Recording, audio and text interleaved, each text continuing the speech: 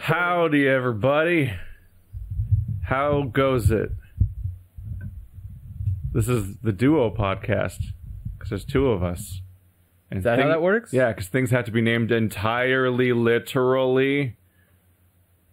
Why are you looking at me like that? So this is the duo Spoilercast because there's two of us. My name's Andrew Duo. Yeah. And this is Keith Duo. Now you're just shipping. We are part of the duo clan. Now once it becomes our names, you're just shipping it, and it's getting weird. No, it's part of the duo clan. Oh, apparently that's what all last names in Star Wars are, just clan names, which is a weird thing I didn't know existed. I've been really fixated on that scene specifically, just the solo scene. I think it. You know what? I think it's really hard to not fixate on that. You know why they really put that in. You know why they did that? Because Skywalker. Where he walks on the sky? No, because Skywalker's a clan. It's like a clan name. So like you have to have a last name because and the last name has to matter. I think our last names, which are family names, can accurately just be called clans also. They can, but they don't. People do call them that now sometimes. But they don't somewhat ironically. But they don't serve that kind of purpose. No, but that's always what they Hey everybody, this is the Solo Spoilercast. We're doing Solo. The Star Wars story. They just called it Solo. They trusted us to know that Solo meant Han Solo, the Han Solo movie. Keith, this is a movie for plebeians. But it's for a fans. movie that this is a movie written for people so dumb that they would never be able to find the theater to know that the movie that's just called Solo is about Han Solo. That's because that's how many times they look directly at the camera to explain really obvious things. Yes, like the concept of nicknames. This is a movie that instructs you, like you're the audience of the Dora the Explorer people, how nicknames work, which is that sometimes when a name has multiple syllables, they make it a two-syllable name by saying the first syllable and then the sound E. Like Andy. I don't think that's actually an abbreviation of Andrew, but what? No, yeah, it is. Yeah, it is. Yeah, it is. That is actually the only thing it is. Yes. And stuff like that. Like if we called him Andy, which isn't actually a shortening of his name, but it's a nickname anyway. How do you shorten yours, Key? You don't. You just don't. Ever. I'm cursed as being one of those people where if I get a nickname, it lengthens my name. No. Which has happened. What other nickname None of them stick because they all sound dumb. But yeah. How do you even lengthen? Wait, how do you make a nickname for Keith? That makes no sense. It's always silly. But the... Keithy? But yeah, this is a movie where they're like not... what's your name? Chewbacca? I'm not going to say that. It's too long. I'm going to call you Chewie. Well, he doesn't say that. No. He says... But where they explain that. Yeah. There's an explanation scene of why he calls Chewbacca Chewie. Because... And this is... I mean, this movie represents everything I hate and everything I want and don't want in a Star Wars movie. This movie... explains 100% why Star Wars should not be made anymore. Like this is and I'm not saying that in a bitterness way. I'm saying this is your future. Lest you keep letting Disney continue to make these movies. The quality is going to keep getting worse when not to mention this is our future if people keep losing their shit over any minor deviations that happen in The Last Jedi and stuff like that. Yeah. Is we're going to have movies that are exclusively about the existing canon and not expanding on it. And just masturbatory, self-contained, all inside the box, self-referential, and only explaining things that are pre-established that we then try to reverse engineer an explanation for later, which is that, oh wow, George Lucas half-assed a throwaway line about something called the Kessel Run that didn't even make sense when you read it because parsecs aren't even a speed measurement. What the fuck? Let's make a whole movie about that. God damn it.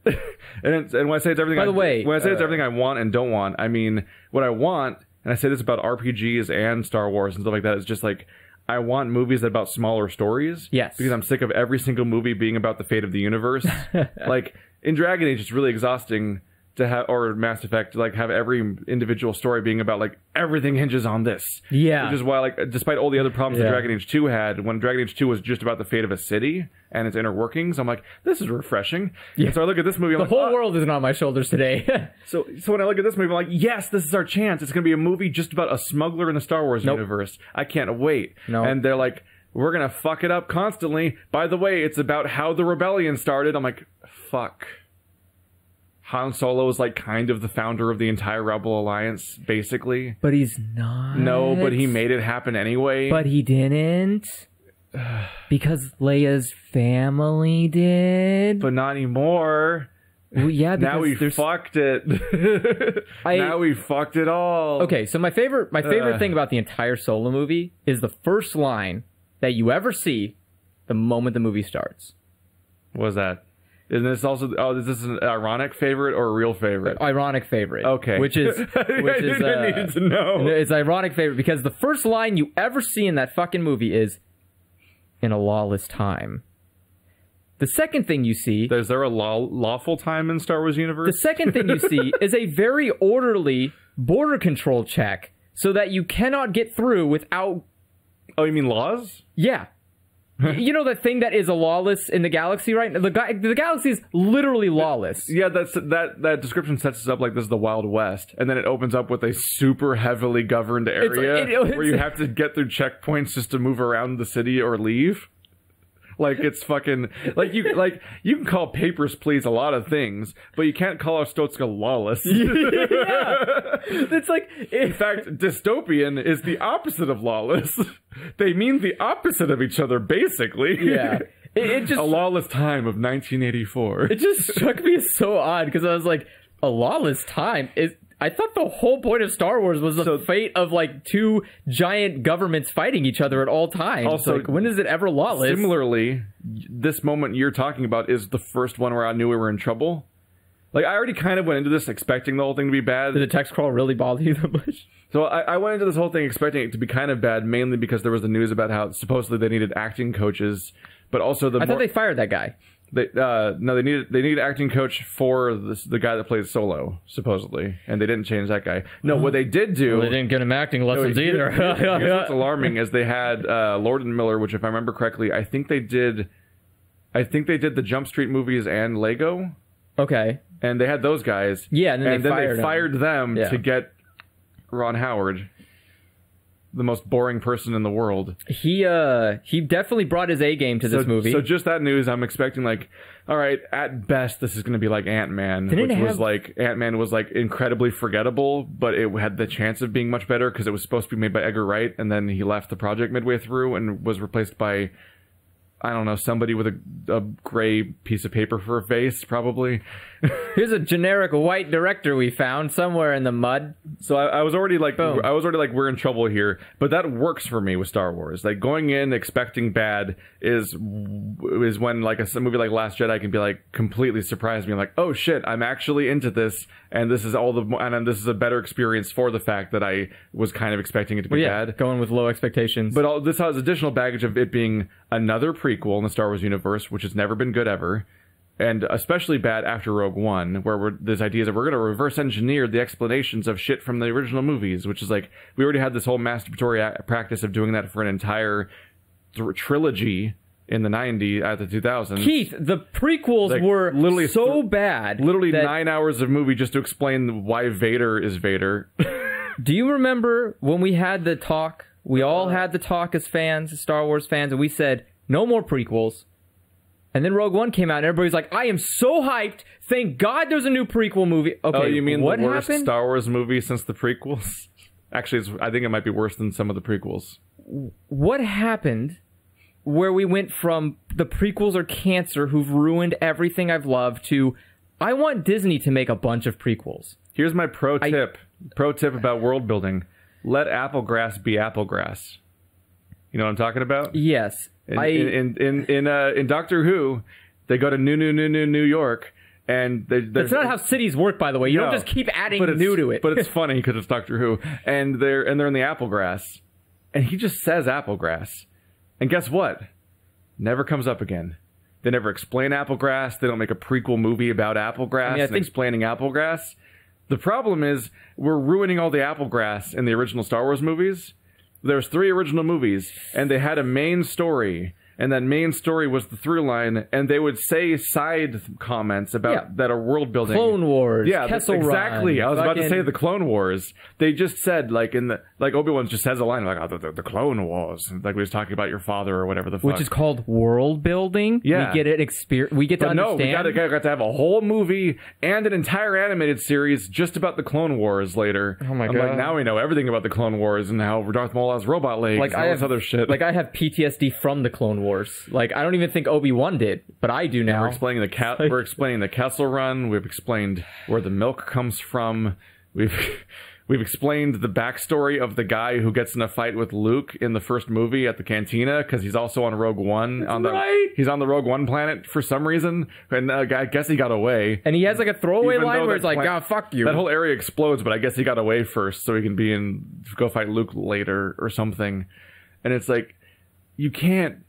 It's bad for two reasons. One, you're demystifying anything that's ever said in the original movies. Yeah. That could just be fun little, I wonder what that's like. And it's way better in your head than the imagination is the point. But also you're constrained in your storytelling to just try to retroactively make shit that people said in a fucking 50 years ago in a movie make sense. Yeah. And make an entire script about some throwaway line instead of making your own thing. It is weird to think about the fact that Han Solo as a character, we meet him in his presumably late 20s. And he's just fully formed and he's already Han Solo. He's already Han Solo. You know what would be cool? He's the same character, except he just doesn't have his blaster and his ship and his pet man. And he gets all three of those, and they're all exactly how they are in decades later. And I don't care about those. This movie might as well have ended with him sitting down in the cantina with an empty spot across from him, almost as if Luke was about to sit down.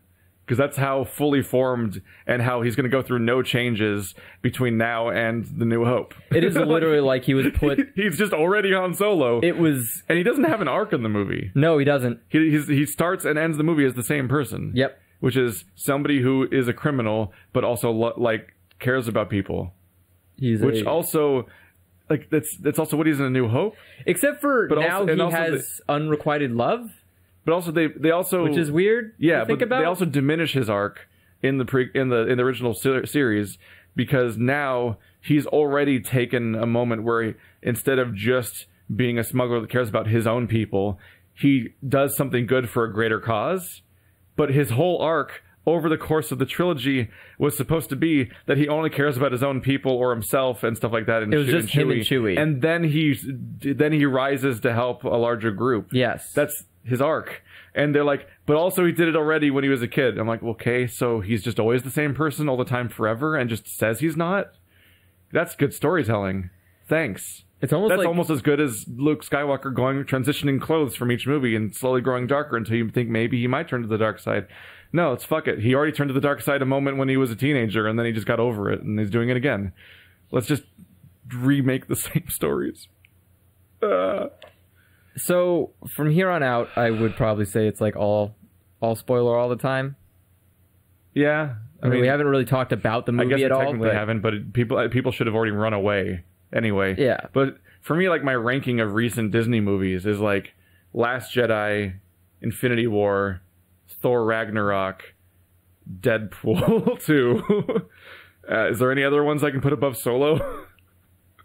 I haven't seen Black Panther still.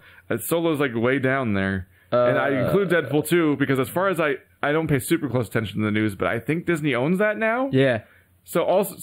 Yeah, Disney owns it. Right now, they were like, why is Solo underperforming? It's because it's competing with two other movies that you made. What the fuck are you doing? Why? It's literally the entirety of theaters, as far as I could tell, was a movie. It was a Star Wars movie, the giant conflict that all of the Avengers universe has been building to for 10 years, a Deadpool sequel, a movie about people reading 50 Shades of Grey, a movie about talking dogs, and Solo. That was the entirety of theaters. What's a board meeting like at Disney? That's what book club book club movie that you're seeing in theaters right now, that's what that's about, by the way. About reading 50 Shades of Grey? Yeah, it's a bunch of older women that have a book club where the book in question is 50 Shades of Grey. That's what we're competing with. So it's basically just three. It's just three Disney movies. It's the entirety of theaters right now. What is even a movie? Isn't that just a book club? Like, what the fuck? What happens? Do they just become BDSM? There's a good people. There's a good Dan Olson video where he saw that because he's in the middle of doing a 50 Shades of Grey series where he just goes all in on this shit. Great.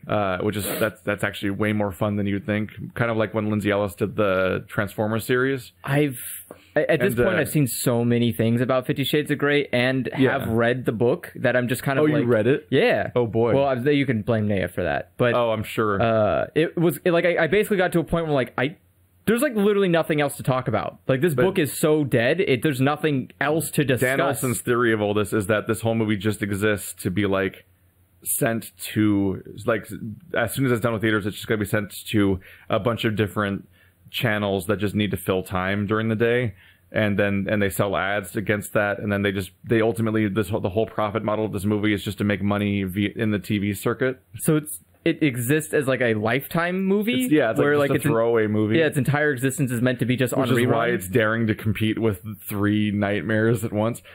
But what is a board meeting like at Disney? Like, do people, are they arguing... about them putting these 3 movies out at the same time? Yeah, are they arguing, like, Solo didn't perform well? That's a problem. It's like, sir, we have 2 other movies that have... One of them has, done really, really well. It's like, but we didn't make money on the 3rd one. And it's like, at the same time as the other 2? It's like, yeah, I want Americans to be giving all of the money to Disney. I don't know. I feel like I heard Ant-Man was a disappointment, and that's getting a sequel. It's not about whether it gets a sequel. I'm just saying, like, do the board of directors even comprehend how ridiculous this is? Like, whether or not they realize they're competing with themselves? Yeah, like, do they realize that the profits that they're losing is because the profits are going into... Is Disney even making a holiday movie this year? Like, what's their holiday movie? You would think that either Infinity War or Solo would be their holiday movie, and they would make one Memorial Day and one holidays, because that's, like, the logical sort of spacing to do. When does Ant-Man and Wasp come out? I don't know, but that can't be that. I think it is. That just comes out whenever. That's that kind of movie. I think that's their holiday. Oh, no, Wreck-It Ralph. Oh, is Wreck-It Ralph coming out this year? I think, yeah, Wreck-It Ralph breaks the internet. So much better than Solo. No, it's not. No, have you watched the trailers for it? Don't tell me these things. The trailer for it is... Don't say these things. Basically, the trailer for it is Disney. Disney's version of the Emoji Movie is basically what they've built this up to be. Oh, no. It is literally the trailer I'm just going to really hope you're misreading everything. No. The trailer has 6 brand names that show up in the trailer. That's what happened in the last movie, too. No. I mean, like, blatant. Oh, like not just like, oh, look, it's Chun-Li over there. No. I mean, like, there's a building on the internet that says Wreck-It Ralph's existence neutered at all the idea of Ready Player One? I think so, yeah. Like, we already did this. Look at all the video characters in our Wreck-It Ralph movie. Wreck-It Ralph did it better. If you're asking, like, who wore a dress better, like, Wreck-It Ralph wore video games better. Remember Hubert? I mean, it's better than... Remember Zangief? It's better than, like, remember You're Joust? a bad guy, but we are not bad guy. But, like, what are you... That's more storytelling involving Zangief than likely involves any of the fucking set dressing in all of Ready Player One. I'm just thinking of, like, hey, remember Street Fighter? And then Ready Player One's like, hey, remember Joust? And I'm like, I don't want to remember Joust. No one wants to remember Joust. I want to remember Street Fighter. It was fun when I was a kid. Joust was never fun. I'd like some pound cake.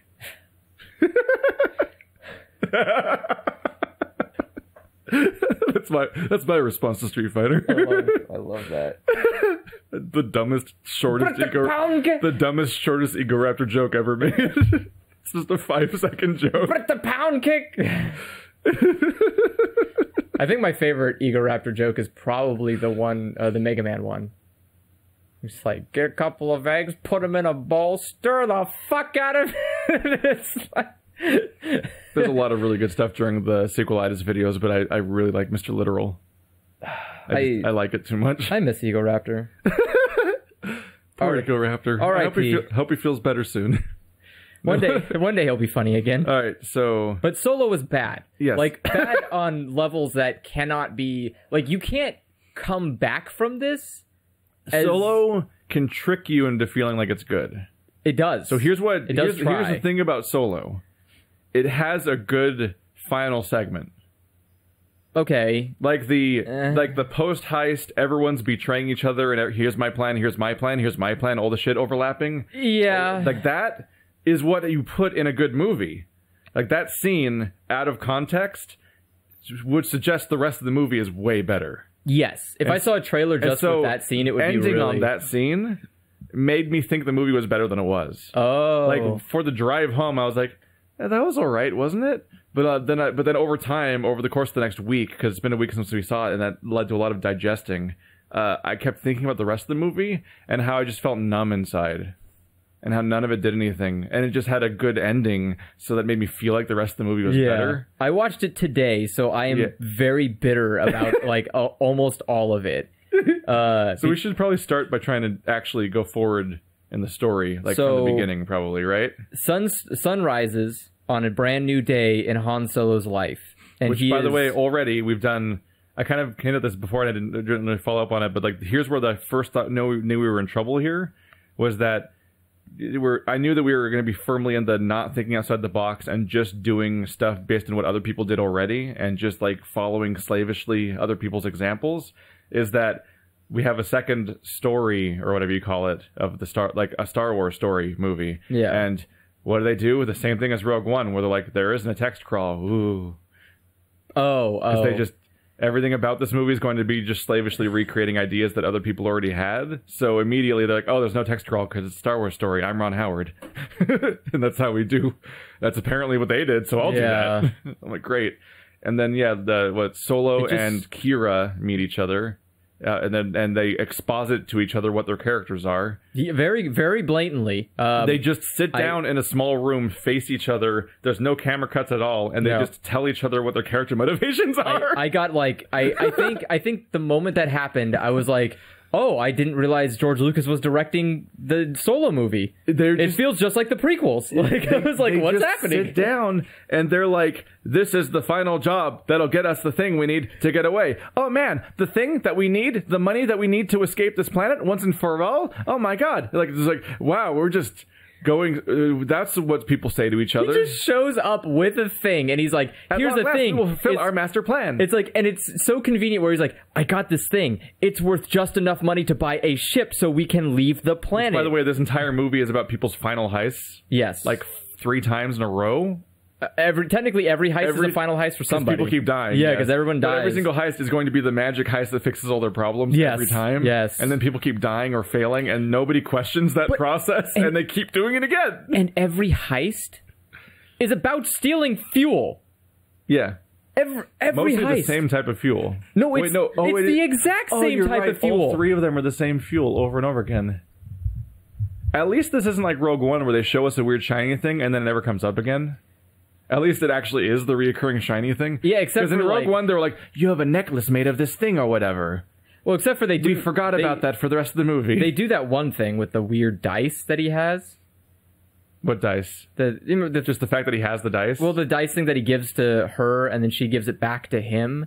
And I'm supposed to, like, take that as something? And then the end of the movie has it dangling as, like, a fucking window thing. Yeah. And I was like, was this in the original movie? What are these dice? What the fuck are they doing here? Oh, do you not know what the dice are? I don't know what the dice are. Oh. Are they part of the original movie? So this is part of Star Wars, and the worst parts of its storytelling at times is that they just slavishly keep sticking to these really annoying, like, fan servicey moments. Okay. And they just keep throwing them in as Easter eggs over and over and over again throughout the movies, and you're supposed to really care about, like, that blue milk exists or something. Like when blue milk was in the original movie, and then like it showed up again, and I don't even remember if it was in The Force Awakens or Rogue One, but one of them had blue milk, and they're like, "Oh my god, blue milk!" And then The Last Jedi was like, "Now it's green milk, and it comes from a boobie." Spoilers: they all come from boobs because they're milk. So that's Han Solo's dice. They're hanging in the Millennium Falcon in all the movies, and that's also in The Last Jedi was like the dice that. Because Han Solo's dead in Last Jedi, and Luke gives the dice to Leia when he shows up. Remember, he gives Leia Han's dice, and then he goes off to martyr himself. And then when he disappears, the dice disappear. Those were Han's dice. When the fuck were they in the original movie? I don't remember. I don't know. Did we have... I believe people when they say that. Did they have But it's literally just storytelling designed to pander people that have obsessed over the shit for the last 50 years. And it's all Applegrass bullshit. It's all nonsense. It doesn't matter, but the stuff that doesn't matter has become the text instead of the context. Like it's not background details anymore, and now we have to give full screen service to Han Solo's dice several times when that never happened a single time in the original movies, which meant you weren't supposed to remember them or take note of them. They were just a piece of set dressing that added personality to the character or something. Yeah. There was never a full focus shot of Han Solo's dice in the original trilogy. I don't remember these. But now there's been like 6. And all the masturbatory Han Solo's already dead, but let's keep obsessing over his shit and make his dice a thing now. Was he like playing with them in the cantina, or I literally can't tell you though. Like I rewatched all of the original movies before I watched Last Jedi, and when the dice showed up in Last Jedi, I was mostly like, I believe you, I guess. Like they must be from Han. Wait, that makes even less sense now. So he still had the dice, but then why would you give them to Leia? Because isn't the dice reminiscent of his unrequited love for Query? And you mean why would people suspect that Luke gave Leia the dice so that she would know that he's not actually there? Because the dice weren't real? Because he wasn't real? But why would they were imagined dice in that context? Well, yeah, but why would they fade away? Why would you use the dice that signify a love that wasn't Leia? I don't think Leia knows about the dice with that specifically. Then why would Han even keep the dice then at that point? Also, I'm not sure if the dice really signify Kira specifically as much as their dice he already had. And he just happens to give them to her in a moment and be like, ha, you'll live, right? We'll see each other again. But that's the thing. It's like he gives them to her, which then they become a symbol of their love. Because they first show up in this movie when he just hangs them on a rearview mirror of the speeder they're on. Yeah. And it's like, oh, the dice, we're setting this up. I'm like, oh, the dice. Really? He's had the dice his whole life? That was another moment of that was, I knew the crawl was we were in trouble, but I knew we were in trouble, especially when we saw the dice, because I'm like, really? He's had the dice his entire life. I guess so. Like, he had the dice as an adult, but really? You're going to make the dice that big of a deal? Like, it's all we got, man. We don't have anything else. It's all these moments where, like, in the original trilogy, there's just details that are just around. Yeah. And there's no particular weight given to them. But because fans have obsessed over their fucking, like, art books that explain all the sets and the 500 expanded novel things and just really obsessive nonsense that ruins storytelling, now the dice are super important retroactively. And they just make this up now. Hey, out of curiosity, is Lando dead? Is Lando dead? And yeah. Is like Lando Calrissian dead in the current I don't. Did he die in the I don't think originals? he's established as being dead, no. Then why wouldn't Han Solo just leave the Millennium Falcon with him? Instead of having it instead of it being on the junk piles of not Tatooine? Yeah. Not Tatooine. Why wouldn't he just leave it at What's Cloud's... it called? I lost it. I don't know. So I think it has a Q. Qzar. Qzar. I don't... I just... Why would people know what Qzar is? Was that a larger chain? No, that was local. That was, I think it was a larger chain, but I think it's like American only. And he was referencing and now like archaic and I think extinct laser tag. Yeah, chain. very extinct. I think it's gone now. Ours is gone. All of ours are gone. We had a lot of it. Yeah, one of them became Zap City, and then that also is gone now, I think. I don't think kids want to play laser tag anymore. They have real shooters.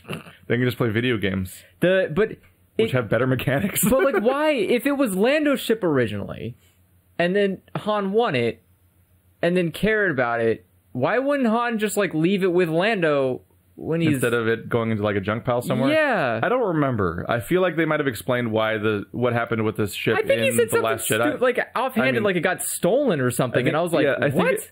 I think it got explained at some point during Force Awakens, but Force Awakens wasn't that interesting to me, so I never watched it twice. It just seems weird that a lot. You wouldn't, like, I don't know, send like a Twitter message to Lando and be like, yo, Lando, Millennium Falcon got stolen. You want to, like, get that back for me real quick? I got to do some other jobs.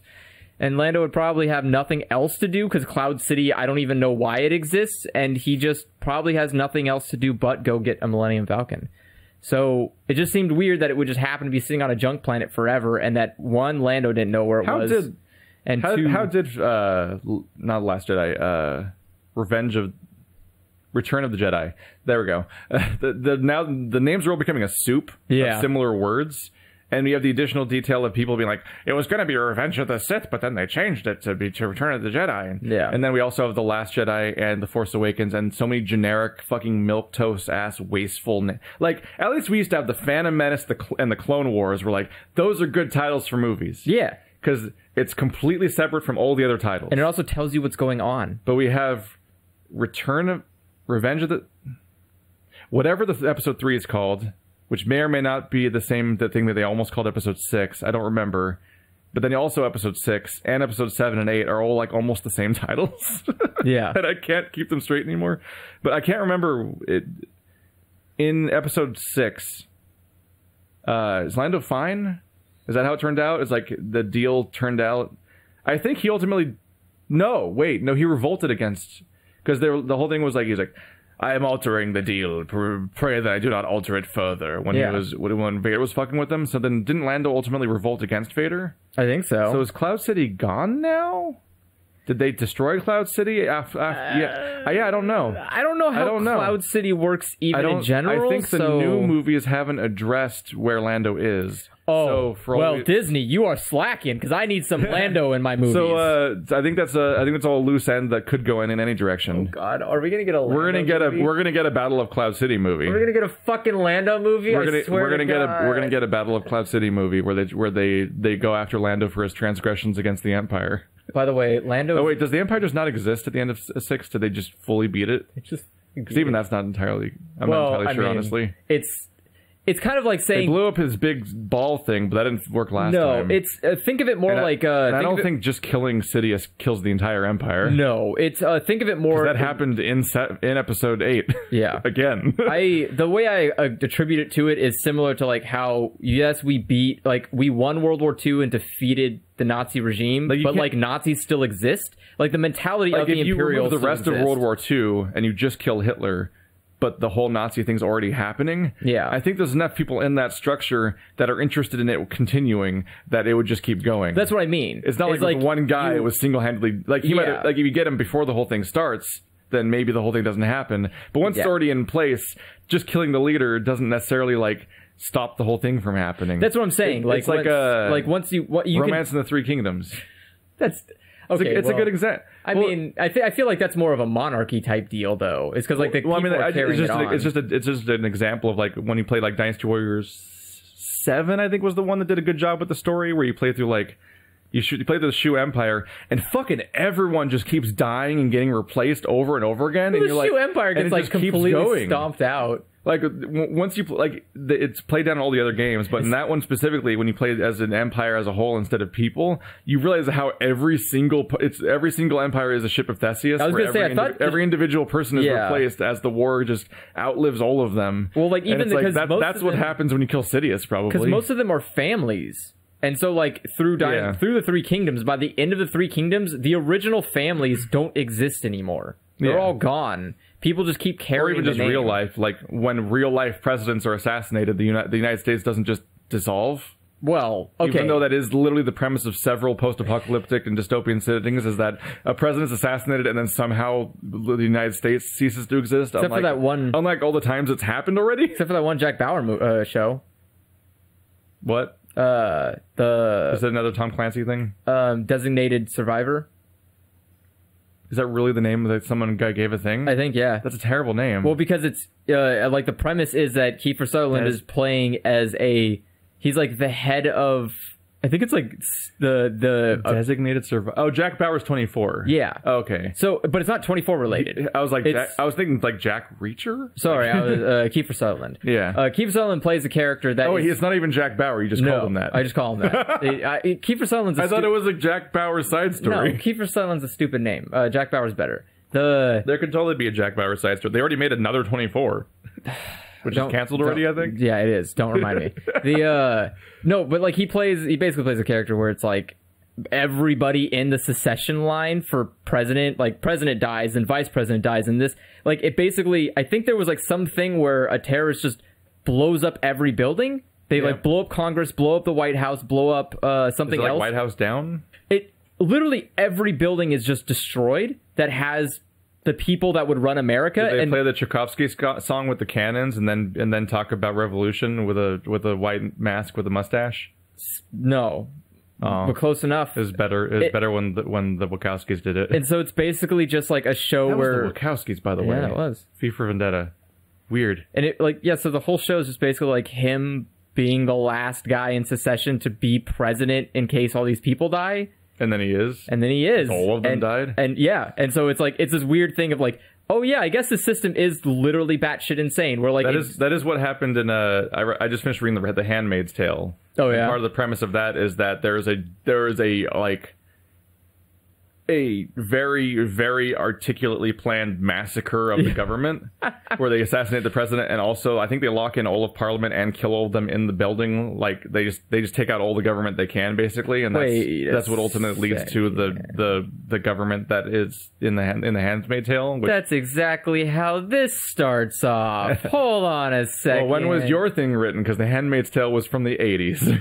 This was made like 2 years ago. Handmaid's Tale is from 1986. I think they stole that. I genuinely think, reading The Handmaid's Tale and seeing the copyright date, that author, 1984, the year that it's named after, came and went, and they're like, in 1984, they're like, I'm going to write a 1984. That's more or less, and then it got finished and published in 1986. The timing is so specific. I think they just started writing it in 1984, and were thinking of 1984 when they did it. But they're like, what if it was female-oriented? And that's basically the premise. Huh. I think that's more or less like, what if I made a female-oriented dystopia, which is that it's just the worst horrors of like what a woman would be worried about society doing, which is that now you're a birthing pod. You're fucked. Anyway, we should start with the opening scene of this movie, which we got to the part where they talk to each other. I keep forgetting we're talking about Solo. It's really hard to do this. So they just tell each other what their characters are at each other's face, and they're like, all we have to do is not get caught, and they get immediately caught because they were I think they went home. They did. Which is like, the first thing you should do is like, Kira, meet me at the place. You know, the place we set up because we're smugglers. No, it would have been fine. Or even just go into the house, get Kira, grab, run. It would have been fine. But they just sit there. But Solo fucked up the mission and then returned back to the place who hired him for the mission that he fucked up on. And he goes home, even when he makes the mistake of going home, he doesn't just grab Kira and run. No. They sit there and talk and then wait for a while as if they're waiting for the guards to get him. Yes. And then they get him, and I'm like, great, good job. But similarly, it's fine, because the bad guy also is bad at plans, and also is like, I am dissolving the light, so I'm going to hang out in this place that's full of a bunch of flimsy windows directly to sunlight. But they're not. Shattered. I didn't even know they were windows. Yeah, because they were like covered or something. It wasn't clear until the moment that he throws the thermal detonator that turns out to be a rock. Which, by the way, I got to ask: do normal movie-going audiences know what a thermal detonator is? Has a thermal detonator ever been used and named in a Star Wars movie? I don't know. Yes, because I know what a thermal detonator is because I played video games. And video games teach you a lot of Star Wars words because they're all the items. Yeah. I've used a thermal detonator in like 10 games. I want to say we used thermal detonators in the Ewok planet to raid the base. They might have used them at some point. I want to say that's when we used There's definitely a moment where he's just holding the rock and calls the thermal detonator. I'm just wondering, like, do people know what he's saying? I don't think they need to. I wonder. I think they just take it as like, oh, it's a trigger for an explosion. Yeah, because thermal detonator sounds like, well, it's a self-explanatory word. It makes something blow up. So, like, I just had to wonder. It just seemed odd, though. But we should comment on the fact that the entire scene is so dark that you can't see anything. Incredibly dark. Like, this entire... I was worried for a while there, because this entire opening scene and much of the later military stuff is incredibly dark, to the point where I was genuinely wondering, like, is this a theater that they also show 3D movies in, and they left the darkness filter on? Because a 3D movie is 2 projectors. Yeah. And so they need to put a lens over it to darken it so that it's not way brighter than normal, because you have 2 projectors pointing at the screen at the same time. It's supposed to be how that works, I guess. And so that's been my explanation I've been given about why some movies are dark in theater sometimes, is that they accidentally leave it on for the 2D showing. But I've now encountered multiple other people saying that. And I'm like, oh, is that scene just dark? And then people people found trailer footage of that scene. I'm like, oh, it's just dark in the trailer too. They just filmed it badly. Yeah, There's just a bunch of scenes in the dark that are just badly lit, and you can't see anything. Like, I watched a cam rip I guess you don't. I guess you don't have to act if it's just a black screen. For when I watched it, it was literally just pitch black. I didn't know what was going on. I didn't even know. It's really incredible. I didn't even know who the villain was. In a series known for vibrant, beautiful scenes, it's amazing to just see the filming fuck up in a Star Wars movie. It's not even just the filming. It's like, it's amazing that everyone fucked up. That's what's amazing. It's not just like, oh, the director just really made a bad scene. Literally everyone. People didn't just look at the screen and be like, hey, that's really dark. We should make it not that. They could have brightened it. They could have brightened it in editing. They could have done post-processing with all their expensive, infinite resources that Disney seemingly has. Because the Snake Girl is CGI, but she's pitch black. And I was like, how do you even make the CGI not visible? What the fuck is that even? By the time we got to the snake thing, whatever it is, I can more or less see that. But there's definitely like several scenes in the beginning of Han where I basically can't see him. I see the outline of him. I'm like, what are they going for here? Do they just want us to not be able to see? And then they move from room to room, and I'm like, I still can't see anything. I just have vague bluish hints of shadows, and I'm like, what are they doing? Movies about darkness don't even do this. I thought it was. I just had a bad. It's darker than the movie called Pitch Black. That's a fair point. I thought my quality. I thought the video that I got just was really shit. No, that's actually what it's like in theaters. Yeah, and so it's just so dark. I looked it up, and because I was looking up like screenshots. I was trying to look up like stuff from the movie to find like, because I swear I couldn't. I literally could not see the scene. And so I was like, I just need to know, like, who was this lady, snake lady thing? Like, can I get a picture? Every fucking picture is just black. And I was like, is she just, like, a ghost? I don't get it. Because she, like, gets scared of the light. So I was like, maybe she's just a ghost. It's like, I get it that light's bad for her, so the room is dark. But you don't literally make movies dark. In a movie that takes place in a dark location, it's dark. Also, unless you're doing a horror movie where the darkness is what's scary, in all movies, dark scenes just take place in dark places, which is that, like, there's a lot of black on the screen, but also there's kind of like literally a spotlight on people. Yeah. And like whatever the way is, they do like that weird like multi-directional lighting where you see all their outlines and everything. Yeah. That's like this is a solution people figured out like 40 years ago for movies. Like, I think they did it in Star Wars. They did. It's more impressive that that's how the cantina scene worked. I don't think that when they have like the Mynox scene or whatever, when they're inside of the worm on the asteroid, that it's just a black screen. I'm more impressed because like the lady was, that's not a thermal detonator. I was like, how the fuck can you see? We can't see. I don't even know what he's holding right now. Like, how do you know what he's holding? Like, you can't bluff like that. I'm just amazed that the room where she roughs people up and threatens people and deals with her enemies is the room that's just full of glass. That's the only thing holding back her weakness. But her weakness is like subdued by going under the water. Like if she goes in the water, it doesn't burn her anymore. So I was like, why don't you just have a fish tank? Yeah, that too. Or just like, because they had here's an idea. If you just are stuck with this building because it's the one that you found and you're appropriating, you could put a tarp over it. Or like a piece of metal? You put a tarp over the easily shattered glass that on your slum planet where glass probably isn't always in the best condition and is likely broken for 100 different reasons. Yeah. But there's like, it's just a really, really quickly thrown together scene of like, he needs a way out of this scene. Oh, we'll reverse engineer. He can throw a rock at the window because the one villain is apparently weak to sunlight, obviously. Yeah, like you can hear us like workshopping this basically as we go, but also like all the other people in the room. But all of her henchmen are also pervious to the sun because they put like their mask shields on immediately. Yeah, and then I was like, so wait, is this whole clan just like sun dead? Like sun is deadly to them? And if so, why do they pick a planet that has a sun? Why wouldn't you just go to a planet that doesn't have a bright sun? Also, what the fuck? And was this the time to run away when you're in the core of the enemy base, as opposed to like when there was just like two guys escorting you? You couldn't try to escape that, which seems way more easy to escape from than the whole army. Yeah, it does seem. It seems odd they did that. It also seems odd that again you didn't just like drive to the front of the house with a boombox and just ask for her to come outside and then just leave. Like, why did you go into an enemy base to say hello? I don't know.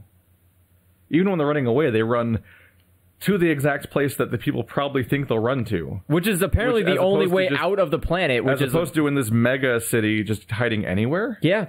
Randomly? Keith, they had dogs. They don't have smell. They don't have like trackers in them. This isn't like the bad explanation we got in episode 1 where they're like, they got chips in your brain. If you make one wrong move, they blow you up. Boom! Like none of that happens in this movie. They're just like they have a giant planet. They could just go anywhere. What was the point of the car scene?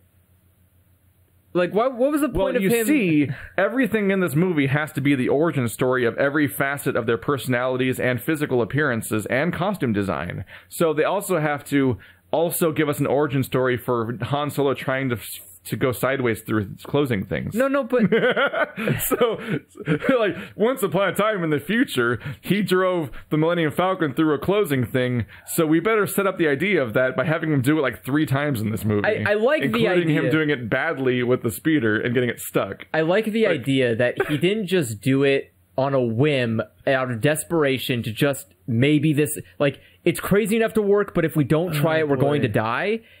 Like, Han is like, I've been practicing this for 20 years. It's like, what? You've been literally driving sideways for like 20 years practicing how to get out of like it this wasn't even one as situation? good as it wasn't even as good of an explanation as the other crazy maneuver he does later in the movie that has a way funnier setup for him doing it.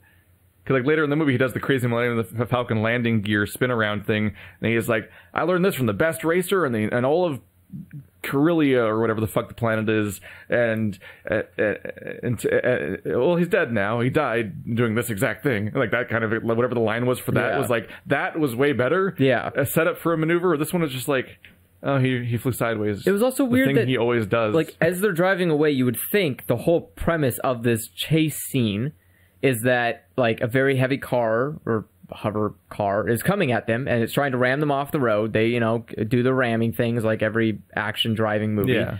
And he goes down. Nobody ever like hits the brakes or or does any other things. They just keep going for some reason. They just keep going at the same speed perfectly as if out of courtesy. Well, I think the premise is like because if you don't do that, then they'll get in front of you and then just turn sideways and prevent you from getting forward. But again, why would you care? If they turn sideways, you can just go around them. Yeah. And then they're in a compromised position for chasing you. Everything is a hover vehicle, so I don't understand why roads exist. But whatever. Can't you like R2 boost the thing at them jigger and then go boom, like they jump it? No. Why you can't go up more? Here's what's even more confusing, Keith, is that the prequels existed, and the prequels had flying cars. Yes.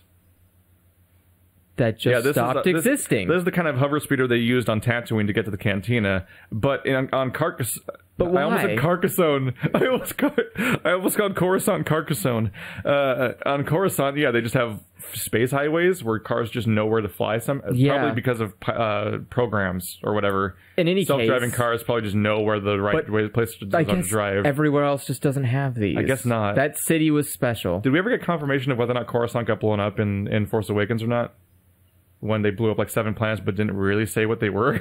I don't know. So we can't tell if we're supposed to care about them or not? I don't know. I don't think so. I you know what? Probably. Let's go with yes. I still don't know if Coruscant exists anymore. We'll find out. It exists in the original series because, of course, they mentioned it in the original series, which is why that has to be reverse engineered and de-applegrassed by the prequels and set all 3 movies there.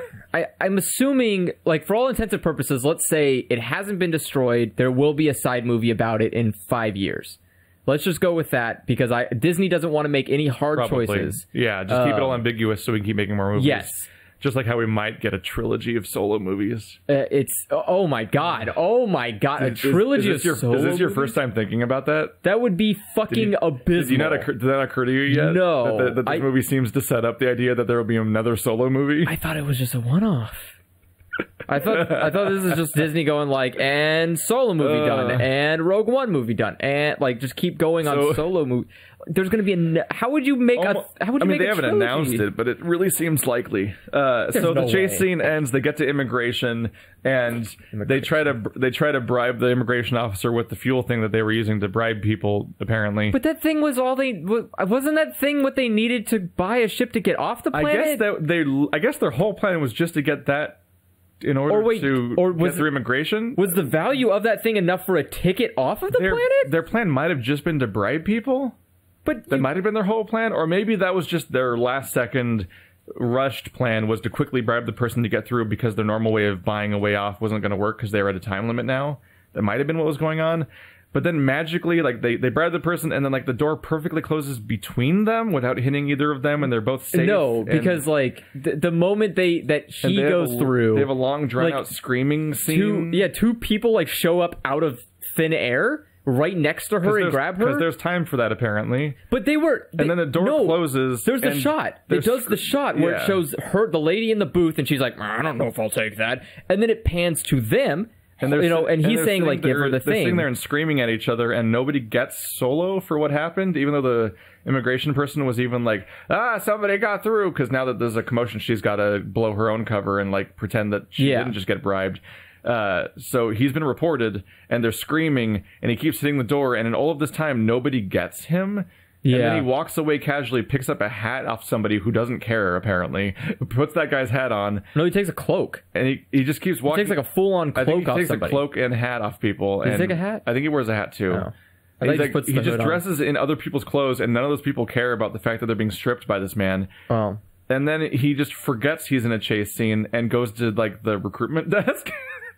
And signs up to be recruited into the Empire, as if people aren't currently chasing him on this side of the wall too, which, by the way, the recruitment desk is after the checkpoint for getting tickets. Yes. So you'd have to pay money to get recruited into the Empire. You have to already have a ticket off-world before you talk about the idea of being recruited with the Empire. Yeah. Which you would think it would be on the other side of the thing, because you would get recruited by the Empire, and then they'd give you a ticket off-world. Yeah. But they do it the reverse. Well, they had to, because otherwise it wouldn't make sense if... Timing-wise, because he has to be recruited. He has to be recruited to get off. The story demands he has to get recruited as a last-ditch effort thing. But that's the thing. So that dictates the world around it. The world around the story warps and changes beyond all sense to fit the order of events that the story needs it to happen in. So. It's also more confusing because the moment he gets past, you still need a ticket to get onto the ship, which he was not given. Presumably, yeah. And because all the lady did was just open the door, and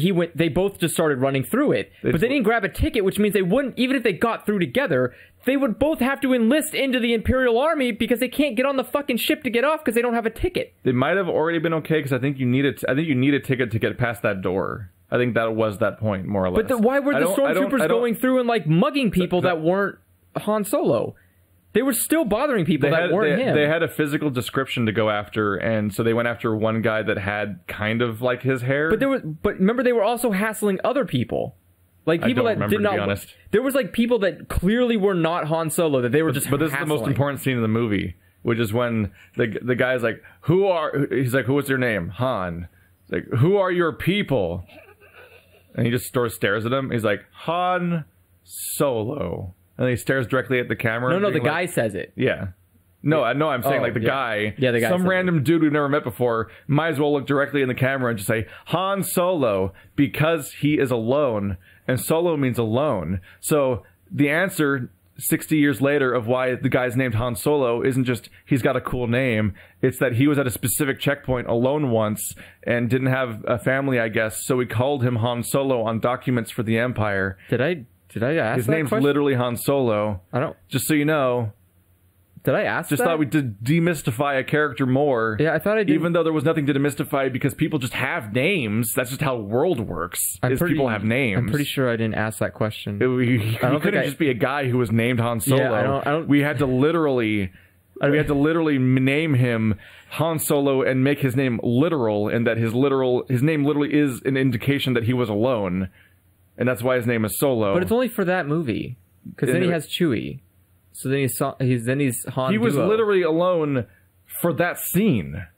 Oh yeah, that's true. That's the only scene in any context in all of the timeline of all of Han Solo's storylines we've ever seen in movies where he's ever not with other people. What if the guy's like, I'll call you Solo, and he's like, actually, he's a character defined entirely by his relationships with other people. Yeah, but that's his entire character. But like, what if called Han Solo? What if at that scene the guy's sitting there and he's like, okay, well, I guess since you have nobody, you're Han Solo. He's like, actually, I'm taken. I have a girlfriend. And he's like, Han taken, like Han taken, Huntkin. It's. Oh, you just don't need an explanation of him being called Han Solo. He could have just been named Han Solo, and it would have been fine. But it doesn't even make sense within the context of its own fucking rules, because then even if he's a smuggler orphan man, but he's not an orphan. Or like whatever he is. That's the thing. Just the fact that he's like alone on that planet. He goes like, I don't have a second name. But then later with Lando, he talks like, my dad used to build these ships. Who the fuck's your dad then? Is your dad fucking Han Solo Sr.? Who the fuck is your dad? Oh, you know your dad. Then what's his last name? Right, because he ends up...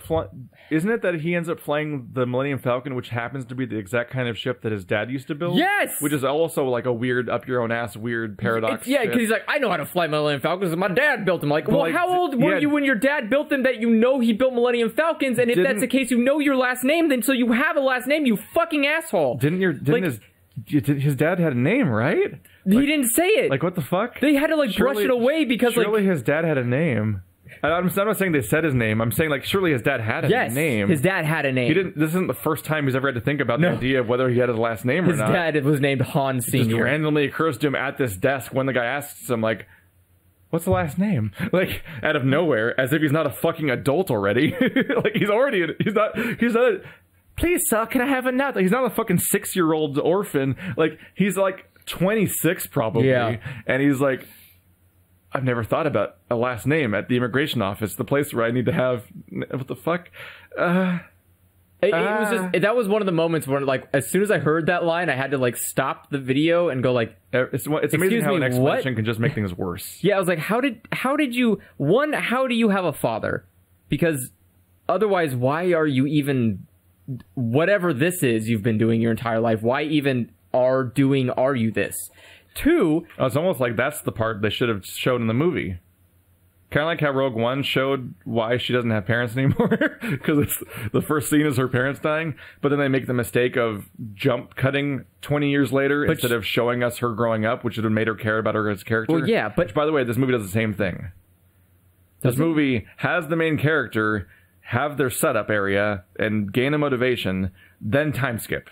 Yes, and the time skip is a really interesting thing because I want to see Han Solo in the Empire for 3 years. What the fuck? It sounds like it's just going to be him. What's the Empire work like? How does his personality clash with being in the Empire? What kind of stuff goes on there?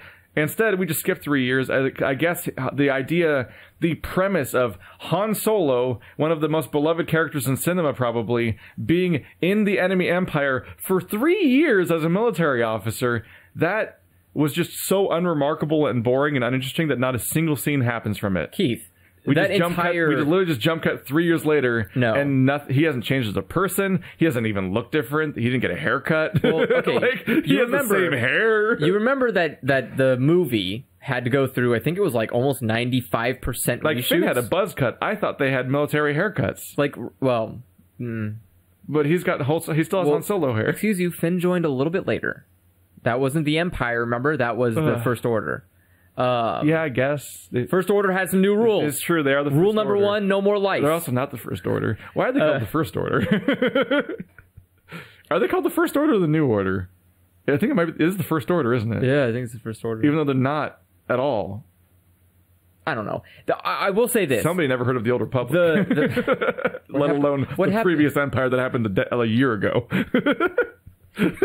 So here's the thing. Solo went through like a lot of reshoots. I hear it was somewhere in the 80s or 90s of reshoots. They reshot a huge percentage of the movie. And you know why that is? They just remade the movie from scratch. Is because that intro scene was a part of the original cut, and then the rest of the movie was Han Solo at the Imperial base being Han Solo. But they had to cut it because they had to redo an entire movie after that. So like everything that can't be it. That has to be it. No, I bet you the whole fucking movie was lunacy of Han Solo doing stupid shit. Because both versions of the movie still have the same writer. Maybe he died. So I don't think the script changed. Maybe they just kept his name on there and then just kind of No. I think the script is largely the same people. It's just all the tone and decisions and stuff are all made by somebody who's Ron Howard. It's just stupid. And he's Ron Howarding all over the place being Ron Howard. I will say this. The thing that upsets me the most about Solo is that there was only one thing in Solo, only one part in Solo that I was actually engaged, where I was like, oh, this is actually good. And that was right after that. That scene where he's in the heart of a battle. Yeah. Because it felt like actual war. Where there were like there's things going on. You're like, what's happening here? An AT-AT just dropped from the sky and started moving, and I was like, this is like amazing. This is like a D-Day thing. Some asshole's giving commands and then just explodes. Yeah, I was like, I want to see more wars in Star Wars. Yeah. Where are those Star Wars? And they had the realization with Woody. They're like, I guess you're the commanding officer now, which is funny because Woody's impersonating an officer to begin with because he's using somebody else's clothes. And like, there's all this shit going on. I'm like, all right, this could go somewhere. This might be a good movie. But like, I want to see a gritty war Star Wars movie. But then things start getting dumb again. But then it becomes fucking corny shit again. And I was like, I don't. So here's the split, Andrew. That part was somebody making things up and writing a story. It was as good. Opposed to looking at other movies and coming up with the explanations for them. Yeah. Because you know why it started sucking is because then they like it continues to be good for a while, and Han's like I'm gonna blackmail you into getting onto your ship and all this stuff. Like, yeah, all right, this movie's going great, and then they're like, time to throw him into the Chewbacca pit, and like, no. Which really? They throw him in the hole, and it's like, oh, it's like the Rancor. Remember the Rancor? There was a Rancor. It was really confusing because was the implication that Wookiees eat human flesh? Apparently, or something. Is that like a thing? Which, by the way, I didn't know that. There was a really good movie. I didn't know Wookiees eat people. That's kind of terrifying. There's a really good video that happened a while ago. Rich and wow, I'm blanking. How the fuck? Jay? No, not Jay. Mike? Oh, what the fuck's wrong with me? Rich and Mike from Red Letter Media a year ago. Oh yeah, they did a Han Solo predictions video. Yeah, I remember that. And they literally said that Han Solo is going to get thrown into a pit like the Rancor, but you're gonna hear. Did they? It's gonna be the Chewbacca sound. I thought they said it was Chewie's gonna show up, and that's gonna be how they meet. I thought it was like a prison. They said they're both gonna be in the same cell, like the same prison cell. I think they went for that route. Yeah, but I think which is basically what happened. I think they went for the pit route. Is what they went for, but either way, it's like literally just the idea of him just being thrown in with Chewie and like it's the threat. But then you hear the sound first, like you hear it before you see it, and then you're like, oh, it's Chewie! Oh, fan moment.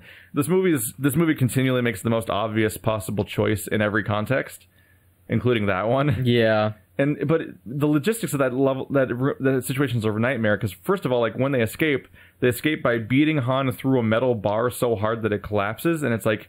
And his spine's okay? Like he's alive? Well, remember, Chewbacca was punching it, not punching him, was just punching it, and then the force it was like of not working fully. Well, it did because then the force big blow that broke it is he basically breaks it with Han, and I'm like, he would not be great now. Well, okay, but remember, like 30 seconds, he got Wookiee punched. Like 30 seconds previously, he got Wookiee tossed. Yeah, like not just like a chill with it, and not just like a huh. I mean, like he literally like grand slammed him. He conveniently speaks Wookiee already. No, he speaks a little. Yeah. Wookiee. But he just conveniently already speaks that much Wookiee before ever meeting Chewie. Which, Why like, would you would think he would know. You would think he would know any of that language because of Chewie, as opposed to just because he has to have all the places perfectly in place for the shitty Ron Howard movie that explains his backstory, where everything's always going to be convenient bullshit.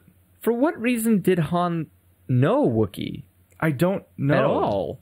There's a throwaway line, but the throwaway line's not... Even if I could remember it, it wouldn't be interesting anyway. Well, time for a Solo sequel about exactly how Han Solo learned about Wookiee. Him meeting a female Wookiee that teaches him the ways of the Wookiee for like a day or something, or whatever the fuck. Also, he's clearly talking to the Wookiee. Yes. Both in Wookiee language and in Common or whatever it's called. And the stormtroopers above him just aren't noticing any of this. They don't hear it? And they're like... As far as I can tell, the entire chamber is like 10 feet tall. So, like, they're right there. Yeah, I don't think they could hear all of this. Yes. And any normal human is like, oh, shit, they're colluding. And, like, they would be able to pick up on, like, this is... Because they're not quiet. Yeah. And this is all clearly an act. And they can see it through the grating because they're doing this for their entertainment. But they can't witness a thing happening a few feet away from them. And I'm like... All right, fine. They can see... I just checked out. I'm like, let's get this fucking origin scene out of the way. I get it. In the first frame of this scene, the moment I heard the sound, I'm like, okay, I know how this whole scene plays out now, because they're just gonna make every obvious decision all the way through, and they did, which is what they usually do. Yeah. So they join up with Woody Harrelson's crew, which that's the only name I can remember, so I'm just gonna call him that. I don't even know what they were called. It was him and two other people. and they all had names, presumably, and histories and lives or whatever. Did they have names? I think so. Did people say their names? I think they had names in this movie. I called them like Forearms and Black Girl. In particular, they probably said her name a lot because well, I mean, Woody probably said her name multiple times. God, they were just so unmemorable. I don't even. They had almost no personality traits of any kind. Why did the girl kill herself? We'll get to that when we get to the heist. But first of all, we set up these characters. So we have Comic Relief Man, pilot. Yeah, he's just the pilot, which immediately like, okay, so he's going to die because he's the pilot. And we have to set up Han as being the pilot. Yes. So he's going to immediately die, so let's not get invested in this character at all. Oh, everyone's a bunch of people talking about this being the last job before retirement. Great. They're all going to live great long lives then. Can't wait. And then for the rest of the movie, Woody Harrelson's going to keep telling us that you should never trust anyone and that always assume that everyone's going to stab you in the back. Which is weird because the first thing that's established is that he has like this character that he trusts incredibly. Yes. And it's like, what the fuck? No, Keith, he didn't develop that mindset until after she died. And like, you would think that like, it's almost like the script expects that she betrays him and that's why he's that way. Yeah. But she literally dies for him. And he's like, never trust anyone. I'm like, why? It worked great.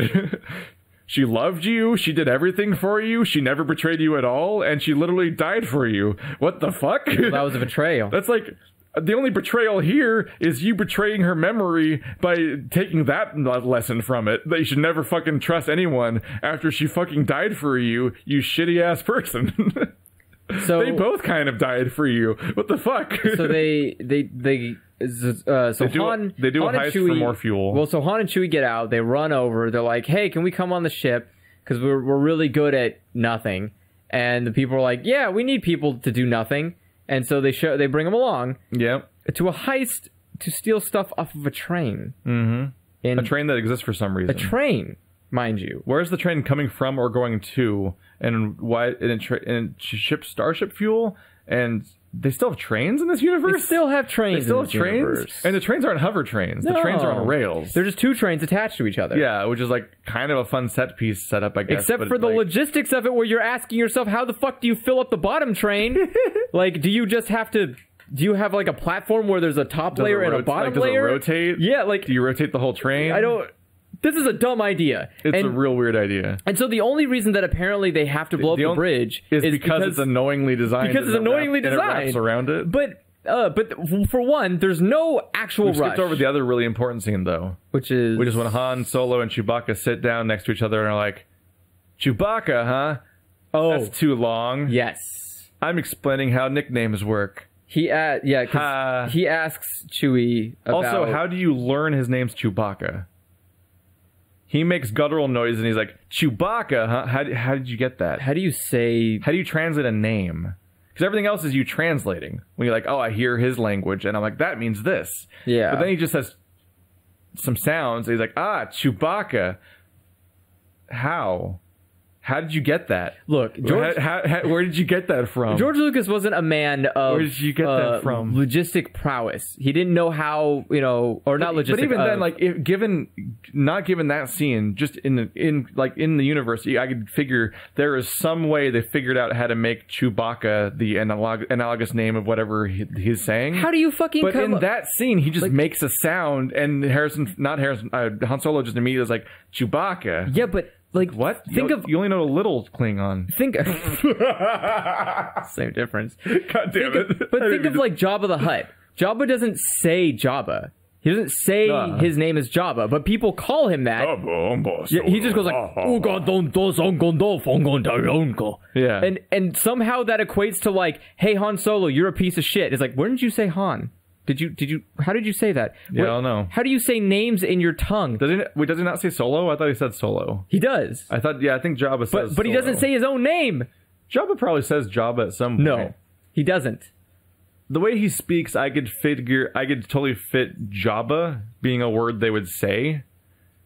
But yeah, he doesn't have a reason to self-address at any point, I don't think. But I'm saying, like, but I think in the prequels he mentions Does Boss Nass call himself Boss Nass or called Jar Jar Jar Jar? Well, he's saying like, No, I don't think. Wait, I think they call him Jar Jar. Oh, wait. No, wait, never mind. Well, the Boss Nass speaks English. Yeah, they all speak English. Use a take on the bongo. Do the plan. But like any aliens that speak alien have no reason. They just make sounds. They just make sounds or clicking noises, and somehow that like translates to names. Name happens. Like, because it happens all the time. Like Greedo was the same way. Greedo was like, and then like somehow that turns into Greedo. That's no. Oh wait, never mind. I was thinking of Sebulba. Never mind. No, but like that's Greedo's a completely different character. But like that's how Greedo works. I was like, how did you even say Greedo? Like, how the fuck does that work? You can't keep doing this. Like, you can't just. The alternative's pretty weird too, though. What? That their names are just going. No, the alternative is like the Motaina Dola General Scales. Which is what the Star Fox Adventures did. Okay. When he just fucking says General Scales. But that's funny. Like, at least it's really funny. It's funny, which is... It's especially funny because both those words, like, I can see why you might have to say, like, Kira. Yeah. Like, out of nowhere in the middle of all of your General other Scales language. are just two words. General Scales are two words that exist in his language. And he says them in English. Because neither part of his name is a made-up word. It's just General and Scales. Yeah. And he says, General Scales. I'm like, the fuck? Dinosaur planet. I mean, here's the thing. I'm like, what is this? Is like, it upsets me, I guess, because I think about it in the sense of like, it... Not only would it be hilarious to hear Chewbacca be like, Chewbacca. Like, just in a different voice? Yeah. Just like a complete straight man voice. Just like, Chewbacca. And no one pauses for it. Like, no one thinks it's odd. No one finds it weird. Everyone's like, oh, so your name's Chewbacca. I got it. Because Star Wars is supposed to be, spoiler alert, fun and whimsical. Yay. It's supposed to be just silly nonsense. Because it comes from a man who's a little bit of a alcoholic nonsense R2, man. It's fine. But the point is that like, Star Wars is supposed to be fun, silly, and for children. And for some reason, it turned into this like... Which is why it's full of terrorism now. Which is why it's full of like fucking idiots. Let's talk about that for a moment, because you want to talk about her killing herself by exploding. I just want to talk about how the last 3 Star Wars movies have had suicide bombing in them. We're sending a message. It's getting weird. I don't think there are... Are there instances of suicide strikes in the original movies? There's, yes, at best, suicide missions. There's a suicide mission. It's a hard mission, and people get shot and they explode. But they didn't explode to serve a purpose. They literally just failed their mission and exploded. I would and say somebody else succeeded at the mission. There are a few times, but they are self-sacrificing things, not in the same vein of blowing yourself up. But like, I think there was because we have Rogue One where because I think one guy in a Death Star for the Death Star mission, I think one guy literally flies himself into a TIE fighter to stop a TIE fighter. Might be, and that's different though. That's not blowing yourself up because you had to do that, or else Luke would have died, and that would have been the end of the mission. But like this lady, there's a lot of really weird martyring already going on in Rogue One, where there's isn't Rogue One just about martyring? Yeah. Isn't it just Martyr One? The guy who's apparently from Extended Universe or something. The guy who just dies. Oh yeah. He's a dangerous extremist, but we'll never show you what that means. And then he just gives up and dies. He's like, I'm done running for some reason. I don't care about living anymore, even though I care about my cause. And you think you'd want to see his cause through, but fuck it. Everyone's conveniently going on a suicide mission right now, but you don't want to go on that instead of just die here for no reason. So like he's already like just like fuck it, I'm gonna die, and that's an entire movie about people just getting blown up for a cause is the entire movie. But then it happens twice in The Last Jedi, where you have the person that's like holding their family memorabilia while like exploding in their bomber ship, which is going to like crash and explode and destroy everything, and just like resigning themselves to that. And then later in the movie, the other lady suicide strikes the fleet with the lightspeed dash. And then this movie also features somebody blowing themselves up for a heist, which is now the hierarchy of ideological reasons to kill yourself is getting really shaky. Which is just like, but there's money in it that I don't get to have because I die. No. But I love that guy. But also this doesn't mean he'll live or die. I'm just killing myself. Also, I want to put full disclosure here. When the cart is separated, it stops moving. So why did you blow the bridge up when you could separate the cart and then use the ship to just pull it off of the bridge once you blow it up later at a distance? Why did the girl kill herself when there wasn't a fucking need or rush to do that? She basically shot down all of the threat that was coming at them. The reason is that she literally fits the story as just being a character that has to die. And so they're just going to haphazardly go to her death scene and not bother really explaining why she's so resigned to dying. Yeah. Like, you think at the very least, like, I'd buy it way more if she at least tried something and failed and then died. Yes. Like, in my head, I'm thinking, okay, she's pinned. She's going to jump from the bridge, press the detonator to blow it up, fire her grappling thing that we've established she has in the previous scene, and like, fire that at, like, the scaffolding and, like, try to survive this. Yeah. And maybe she whiffs it, or maybe... Hell, if anything else, even if she didn't have the grappling hook, which she does, they made a point to set it up, and then it never was relevant, which is weird. You think at the very least it's a giant snow planet. Maybe something might even cushion her fall if she just fucking jumped for it. Or if she had, like, a glider or any really... Like, you think that people planning a heist would plan contingencies on how to not die in the heist. Yeah. Because the whole point is to survive the heist to spend the money, is the point. Like, these are not the Rebel Alliance, which are crazy lunatics and kill themselves all the time for ideological reasons. These people just want the money, which means they have to live. That's the point. That's the whole point. And she had no plans for living on how to get around this, including... And I'm genuinely like, why did they even set up the grappling thing if it never comes up? Because they had to explain how she got up there. She fucking climbed or walked or whatever. It's a rail. Keith, show, don't tell. You don't have to show or tell about how someone just gets to a place. No, Keith, you have Instead, to show... you just raise additional questions, just like the thing about when we talked about Han Solo's name and how does he not have a name if he has a dad. Are you going to say that the whole Solo movie is doing more show than just telling? I know, but, like, because Star Wars told... This is a reoccurring thing where they set up a thing, and the thing they set up only asks more questions. It's like, why did they set up a grappling hook thing if she will not use it to try to live in the next scene? It would have made more sense to blow... She could have even fired it at the mountain right there. Yeah. And, like, flew over there as it was, and then detonated it. Yep. It would make more sense to blow up the bridge and kill yourself if something was on the bridge that was threatening them. Well, like if a giant... She said she was pinned down, so I think there was more drones shooting at her. Because things that shoot lasers totally hit things in Star Wars. Those are going to hit her. Also, she shot like 3 of the drones out of the sky. At least the other guy died in a firefight. And are those drones actually a threat? Because, like, they're shipping... Because when she blew up the bridge, it didn't blow up the tower that was spawning drones. Also, all of them are going after her and not the people who are on the train. Yeah. Which are being attacked by pirates. And the only reason... The drones don't attack the pirates or the other pirates. No. They attack the one lady on the bus. Just because she shot at them. On the train, on the bridge exclusively. Yeah. And she just... But remember... Like, she just knows her role in the script is to be a dead person. Yeah. So she just resigns to dying. But, like, it's more... At least the other guy died in a firefight. It's more confusing... Yeah, that's true. He died protecting They both shot each other, and they both shot each other, and he got hit. And he's like, oh, fuck, I'm dying. But he was like, I'm okay. There's some convenience, like, I'm going to live just long enough to not crash the ship so Han can get on here, but at least he's not, like... It worked as a death scene largely. It's like, yeah, it made sense why he died. I'm okay. And Woody's like, oh, he's not okay. Yeah, and like all that shit. But it made sense. Just like, fuck it. Yeah, and like, but the thing that confused, like, so here's the thing that upsets me is, it upsets me more because there's so many questions that are left open that you can try to shoo away with ignorance by going like, that's just what had to be done. 2 things that are most important. 1, train literally stops. No need to kill yourself in a rush. Just who on earth is so suicidal? The tower that spawns the drones did not blow up. Drones will continue to spawn until the tower is destroyed, which they do not do. Drones just stop showing up the moment the bridge blows up. Yep. Like, apparently, whoever owns the bridge was just like, oh, well, the fucking thing's gone. I guess the drones don't need to be here. Just let the cargo get stolen. It's fine now.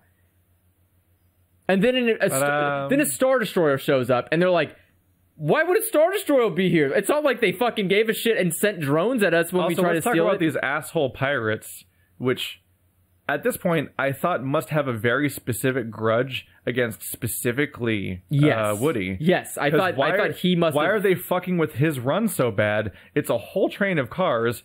Grab another one. Like, oh, wow, yeah, you fuck up a train, all the pirates come out to grab shit. Yeah, cool. Go for it. But no, they go for the same one. Yeah, they go for the same one. Assholes. Not only that, It would have been easier to separate more cars and just grab more cars with all their separate vehicles than to fight each other. They go for the same one. And the ultimate result is going like, wait, we can't lift this up. And then they just drop it. Yeah, the ultimate reveal is they weren't even equipped to carry it anyway. No! So all they did was fuck up this run and cause the rest of the movie to happen like assholes. I was like, what in the fuck was even your reason? Fast forward to later in the movie, we find out who those pirates are. And not only do you find out you're supposed to be sympathetic for these people, which is like, oops, you can't fuck that up with all the ways they've interacted with the rest of the movie. But also, how confusing was that reveal when she took the mask off? And I'm like, oh shit, is it Woody's daughter? I thought that too. That's what everyone in the world thought. I was like, oh, is this Woody's daughter? She looks like she's a mix of the two actors. Yeah. And then she's like... She's just some person. She's just a random... She's like, I'm part of the rebellion. I'm like, who the fuck are you? I don't care. The plot twist is that she takes the mask off and there's a... Oh my god! Reveal stinger. Like, oh my... it's shot that way. It sounds that way. Like, oh my god. It does it from the neck down. Everything about the cinematography screams, this is a reveal. Yeah. And the reveal is nothing. She's just a person. She's just some person. Wait, was the reveal that she's a girl? That might be it. I would be so mad. It might literally be like, she's female, plot twist. I would be so upset. That's like the fucking lamest reveal. The lead character of the current trilogy is a woman. Also, the robot. You can't be like, wow, a girl could be a pirate? Like, that was, it was clearly a reveal, right? Like, it's clearly shot and scored like it's a reveal. Like, oh my god, that's who it is. There's a whole... And the only logical conclusion is that she knows Woody. Yes. And must be their daughter. Yeah, that's what I assumed. Instead, it was nothing. And they picked a girl of color, just like the girl who killed herself. Why would you do that? Like, why would you pick an actress who is of the same skin type as the one who killed themselves and do a reveal like that and not assume that I'm going to be like, is it her daughter? Like, if you just show another random person of similar ethnicity in a movie, obviously we don't just assume that they're related or anything. Yeah. But when you do a reveal stinger, you have to draw a conclusion of what the reveal must be. And the only logical narrative reveal is that it's his daughter. Yes. Because it's a girl is not a reveal. You know what would have been a better reveal? If the reveal was that it was You can't be like, oh my god, it's a girl, when behind her is a dwarf. Yeah. I'm like, obviously it's a motley crew, but also a girl isn't even a reveal because the protagonist of the entire franchise is currently a girl, and that's not even remarkable in any way. She's just some throwaway idiot that I don't care about. Why did you do this? I just watched Leia go through space, and you're gonna be like, oh my god, that person with the bow staff is female? Oh my god! How old is Ron Howard?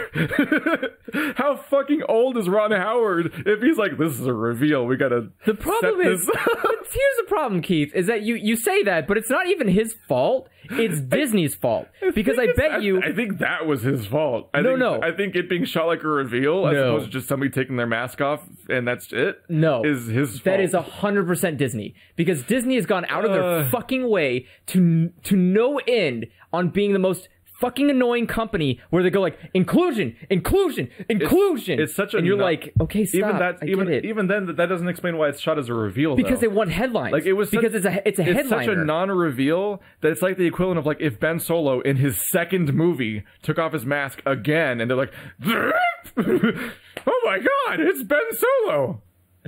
The guy we already knew was in the fuck. It was because it's all about this like ridiculousness of like everything has to have some, because I bet you we don't know this, Keith, but she is some fucking majestic extended universe bitch who's been there for already eons. They've only had an extended universe for like 2 years. But I'm saying no, it's probably the old extended universe, and she's like some really important person who started the rebellion, and she like ended up toppling like 40 Star Destroyers with her single bare hand, with her freckles, and like she's probably some magnificent human, and we as a regular people who are not idiots will go like, wait, why is this strange girl being revealed like she's important? But then there's like it's like when General Grievous walked into the movie in Return of the Jedi. In Sith, Revenge of the Sith. Yeah, Revenge of the Sith. Sith of the Sith. The one that's Sith. Yeah, I know 3 is Sith and 6 is Jedi. But the names have gotten so bad I can't keep them straight anymore. It's like when he just showed up, and we're like, oh, who's this guy? Oh, you just know who he is. He didn't get a fucking stinger. Yeah. He just showed up. But person who isn't even a character gets a stinger. But, like, then there's, like, 5 people. There's, like, 5 assholes in the entire country who are like, that is that most important character I've been hoping that they were going to show. Those people, kill them. Kill those people. We don't need them. If you delete the pirates from the entire movie, the movie's better. Oh, my God, you're right.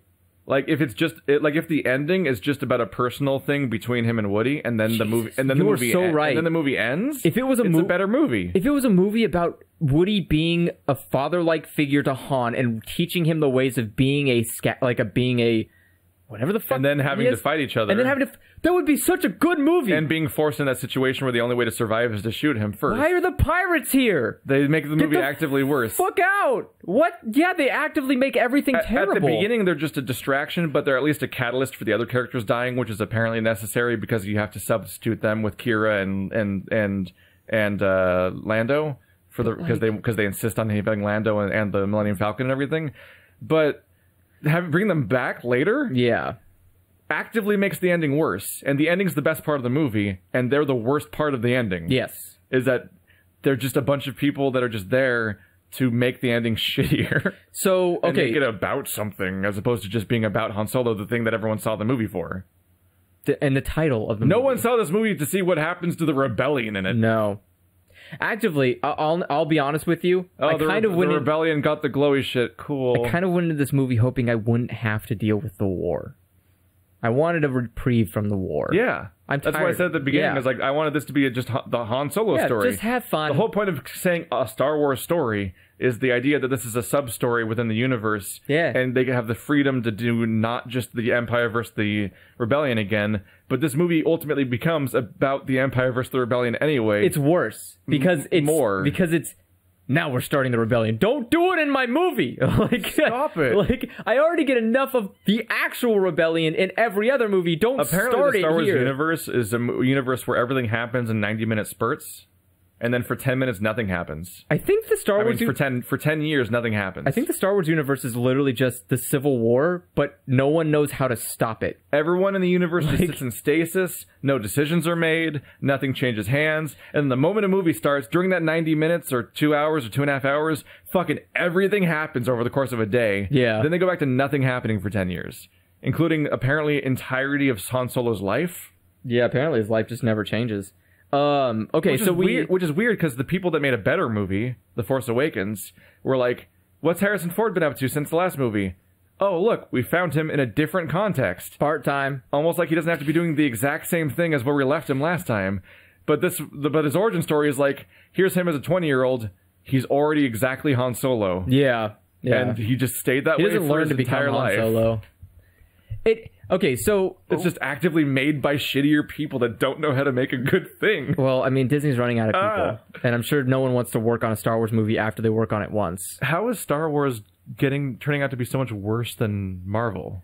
Easy, because Marvel has predefined characters, predefined stories, predefined everything. Because they're just adapting other people's shit as opposed to having to make stuff up, which they struggle with. Excuse you, I want to ask you a very serious personal question. I also think part of it's the fans. Here's the thing, Keith. I want to ask you. When does Disney make its own stuff?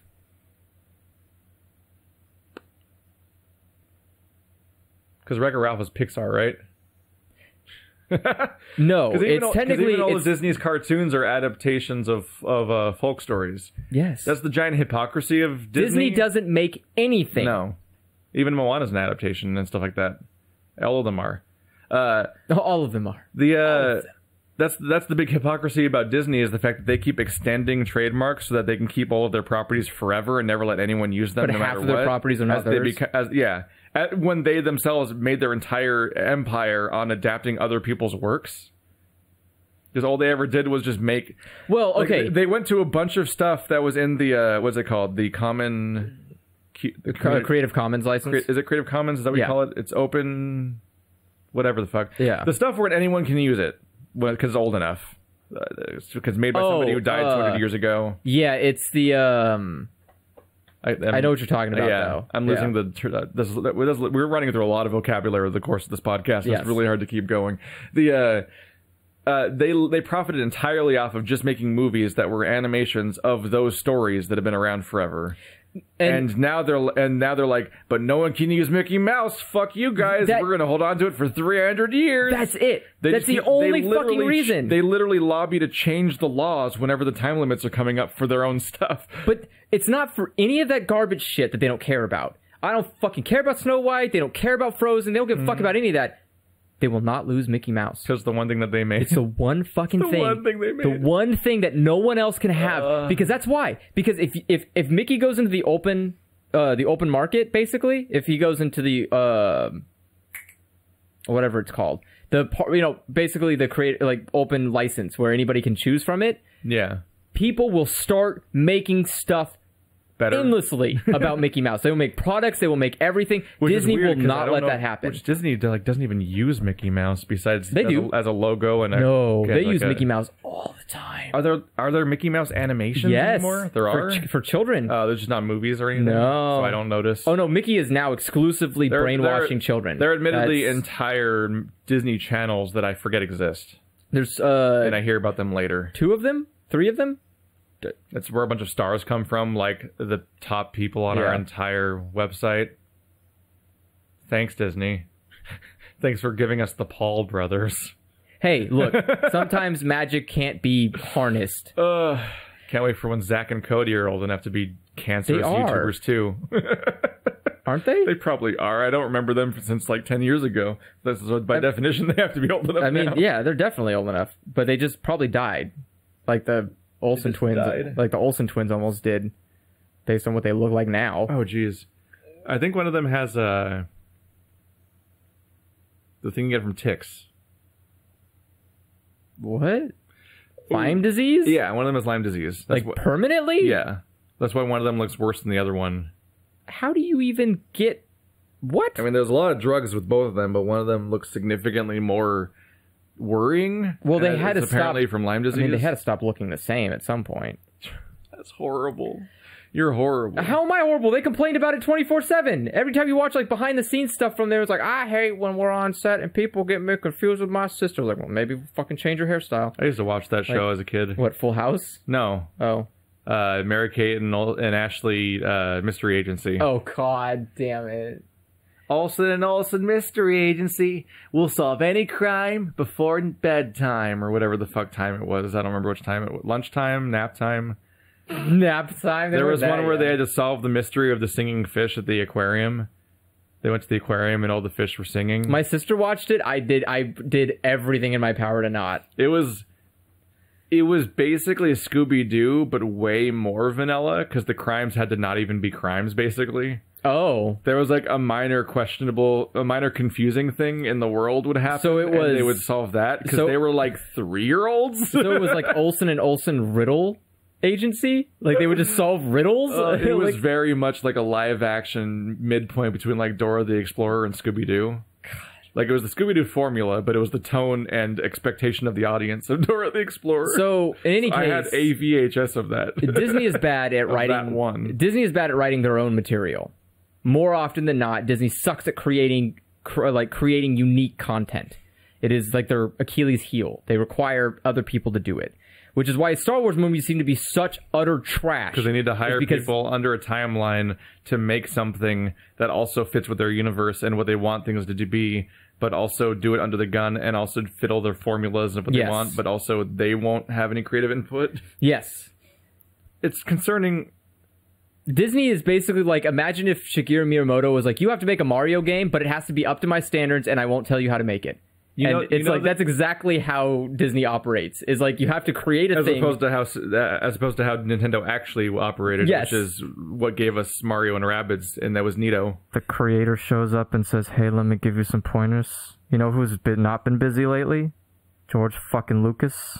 Yeah, he made Red Tails. Look, I'll give it to you. He called a groundbreaking movie about race. Because he didn't realize that there'd already been movies about black people. He's been a little busy making Star Wars. He thought that he was, like, saving the black race with this movie.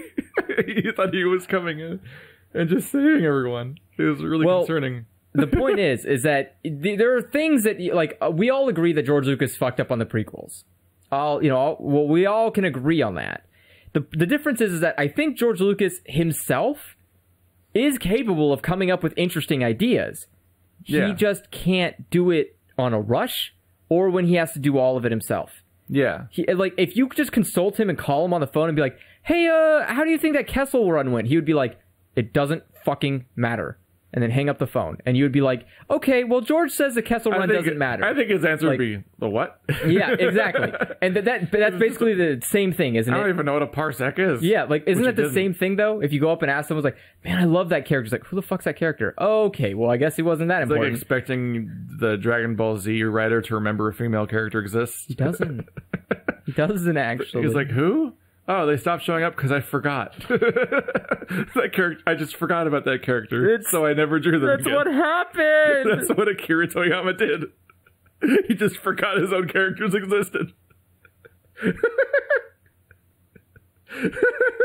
It's so baffling. It's great. I love it.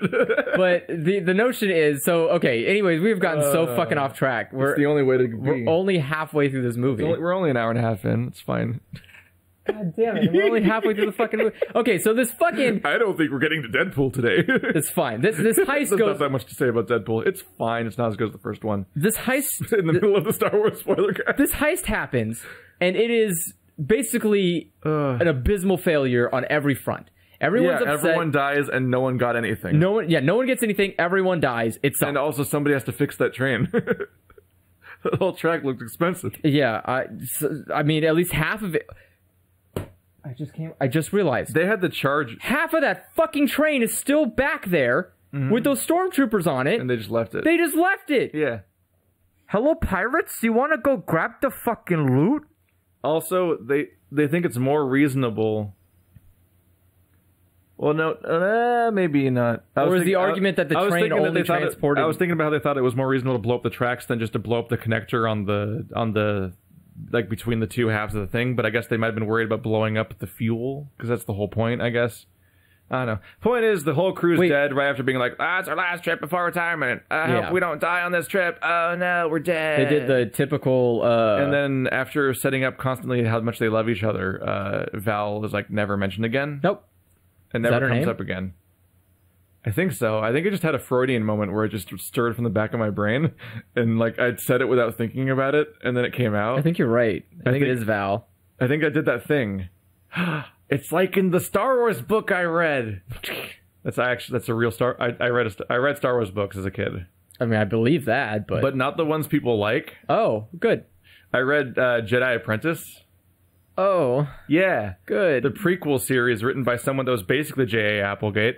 It was like reading it was like the equivalent of reading Animorphs, where you read these books about Obi-Wan being trained by Qui-Gon in the years before Phantom Menace, and in one of them, they witness somebody gets shot in like some sort of tense political situation, and I don't remember the exact context for it anymore, but Qui-Gon has Obi-Wan clear his mind and search through his memories, and he's able to actually like understand and observe more about the situation than he did while he was in the situation, because he like realizing all the stuff that your brain records, but you're not consciously aware of. Yeah, and he's able to figure out, oh shit, I saw a light up on that roof, and like, oh, that must have been actually the shot being fired, and like they were able to like reverse engineer the whole thing and go track it down. Okay, as a clue.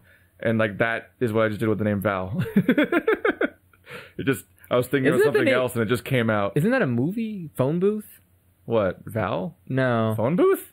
Like, doesn't Phone Booth have that exact situation where they try to like figure out with exactly Colin Farrell? No. Yeah. Wait. That's Colin Farrell. Is Colin Farrell in? Colin Farrell's the guy in the phone booth. Oh my god, is he? Yeah. I just remember I like that kind of movie a lot. Isn't Kiefer Sutherland the sniper? I don't remember. He might be, where he's like, and they're like, wait, shit. Am I thinking of, I don't remember. I was thinking of the hot dog scene, but now I can't remember if the hot dog stand scene was that Phone Booth, or was that like a movie from Sandra Bullock? Was Sandra Bullock also? No, that was Speed. I don't know. In any case. That's a genre I like a lot. In any case. People being stuck in a small location for like an entire movie. Yeah. It's cheap to film. Ryan Reynolds was in one of them. He was buried. He's in a coffin the entire movie. Even cheaper to film. It was how much set design do we have? A box? Not even all of a box, like half a box, because they need the cameras need to have an angle. Does that say something about like? It's just Ryan Reynolds in a black room that's in a lit box. I don't know what's worse. Does that say something about Ryan Reynolds as an actor? As if they like they didn't want to spend money on a movie that he's in, so they just put him in a box. It's a better choice for his career than Green Lantern. Well, that's what I'm saying though. And then like the opposite end is like, oh, this is what happens if you spend too much money on Ryan Reynolds. It turns bad. Like, like you need to spend the right amount of money on him, and then the movie will turn out okay. If you're CGing his entire body, bad. If you put him in a box, good. In any case, so we have this failed plan. They go to, I guess, a flying party ship. Yeah, they go to the guy who hired him, which that's the first time we hear about the fact that anyone hired him was that scene. Yeah, apparently. Like, after they already failed, they find out the stakes. What was like... They find out the stakes for failure after the failure. But what was the cut? Like, the cut must have been ridiculously small if we had to basically give all of it to that guy. Yeah, probably. So, like, what? But even a small cut was probably enough for them to just be like, fuck it, and leave. But it had to have been like 25% split amongst 5 people? Yeah. Shit. Like... Yeah. Literally, Han would walk away with the one thing he gave to that agent. Importantly, what happens here is we find out that Han's entire motivation for the movie is completely undercut because gone. Yeah, Kira is just already not on that planet anymore. Yeah, she's just... So he didn't have to become a pilot, and like she's already here, and she's doing fine. Well, remember, he's been like she has rescued herself. He was part of the he was part of the Imperial Army for a couple of years. Yeah, and he specifically wanted to become a pilot so he can go back and get her and leave, and she's already not there. You know what's interesting is that when I first thought about that, I thought it was kind of fucked up. Where I was like, well, I mean, he said he was going to come back for you, and you knew he was like genuine. Like, why would you fucking leave? And then I realized, like, oh wait, because it's in space, and like the idea that he could ever return is like insurmountably impossible compared to like someone going like, oh honey, I gotta go to America. I'll be back in the UK like in 4 years. Like, I'll believe that will happen. And also, what she's just gonna wait there for 3 years in like Scumland where she's probably always in danger. I'm pretty sure she still did wait for 3 years in Scumland. I don't know. It seems like she's been there for a while with the other guy, Mr. Business Suit Man. I'm not a Sith Lord, but I have very cool Sith Mall Ninja tools. And his face keeps changing. I think his face has like... I think his face is the dark... He had like Darth Maul markings all over his face. Yeah. But they kept coming and going over and over again, I felt like. They were, yeah. They seemed to keep changing darkness. The more aggravated he got, the more, like, protruding they came out. Like, almost somehow he was anamorphing into Darth Maul, but they had to be like, no, don't do that. That's an entire race of mood rings. Yeah, I don't know what was up with him. But he had, like, the dumbest weapon I've ever seen. The weird knife? But it was a lightsaber? Yeah, maybe it was a vibroblade. So you like... Do vibroblades look like lightsabers a little bit? But they like, they're you put them through your knuckles. So you like put that thing through your knuckles, and then you like, I guess, press a button, and it's like... And then he just goes... Chaha. But you have to be really close. He uses it effectively on 0 people. No, he uses it effectively on 1 guy. Does he? Yeah, because you walk... Oh, the first time you meet him is him being like, get that guy. Yeah, apparently there's just a dead guy there. And they're like, get him out of here. And I was like, I'll believe you that those blades worked, but I don't believe you that those blades worked. We also didn't see it. No, that's why I don't believe it. He just sets it on the tray, and he's like, I'll have a drink now. And I'm like, I don't think he ultimately comes across as really incompetent due to him never accomplishing anything in the entire movie or really even beating anyone. He is very incompetent. I don't think there's a single time he does something. It's like they had to have him get that one guy off camera before we meet him, just so it feels like he could ever be dangerous. Because he never does anything successfully. Because when you walk into the room the first time and he's like, well, you failed me, he has like 7 people stand up to shoot them. In a movie where the majority of on-screen protagonist characters die, he doesn't kill any of them. No. Like, they can't stop dying, and he doesn't do any of it. And you know what's amazing is that normally Star Wars villains are actually threatening. Like most of the time, like even He's just a guy. like even Jar Jar His Binks is only- threatening. his- Like he's a threat to just happiness. It's a racial identity. Yes, but I mean, even most of the major Star Wars villains are all at least like you understand why they're in that position. They're often comically threatening, like covered in spikes. Yes, yeah, they're usually comically threatening, but they are Wearing at dark least robes. they're at least competent. Like they didn't get into that position because someone was They're just a giant like slug monster. yeah, but like this guy is not anything. Or a four-armed lightsaber spinner. This guy is the equivalent Christopher of Lee. this guy's the equivalent of that guy in the First Order. That was The sniveling guy? the guy that was like The one from Black Mirror? no maybe I'm talking about the one that Have you seen that episode? Well, you have seen that episode, but there's the episode of Black Mirror that's like one of the leaders of the First Order and Rey are the two lead characters.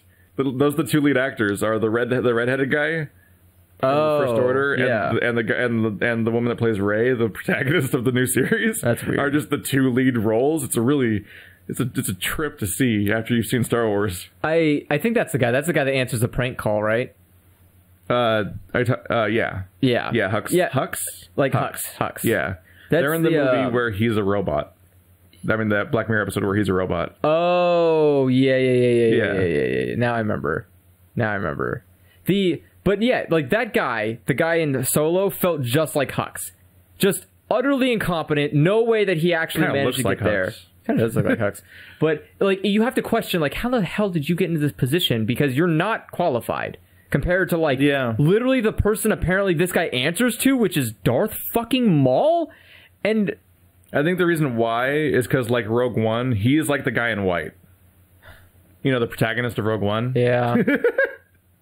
Protagonist? We haven't been over that in a podcast before, necessarily, because in part because we lost our Last Jedi podcast. But I continually frame him as being the protagonist of Rogue One because we see his struggles and his strife, and like we know his character motivation, and he goes back and forth with Vader,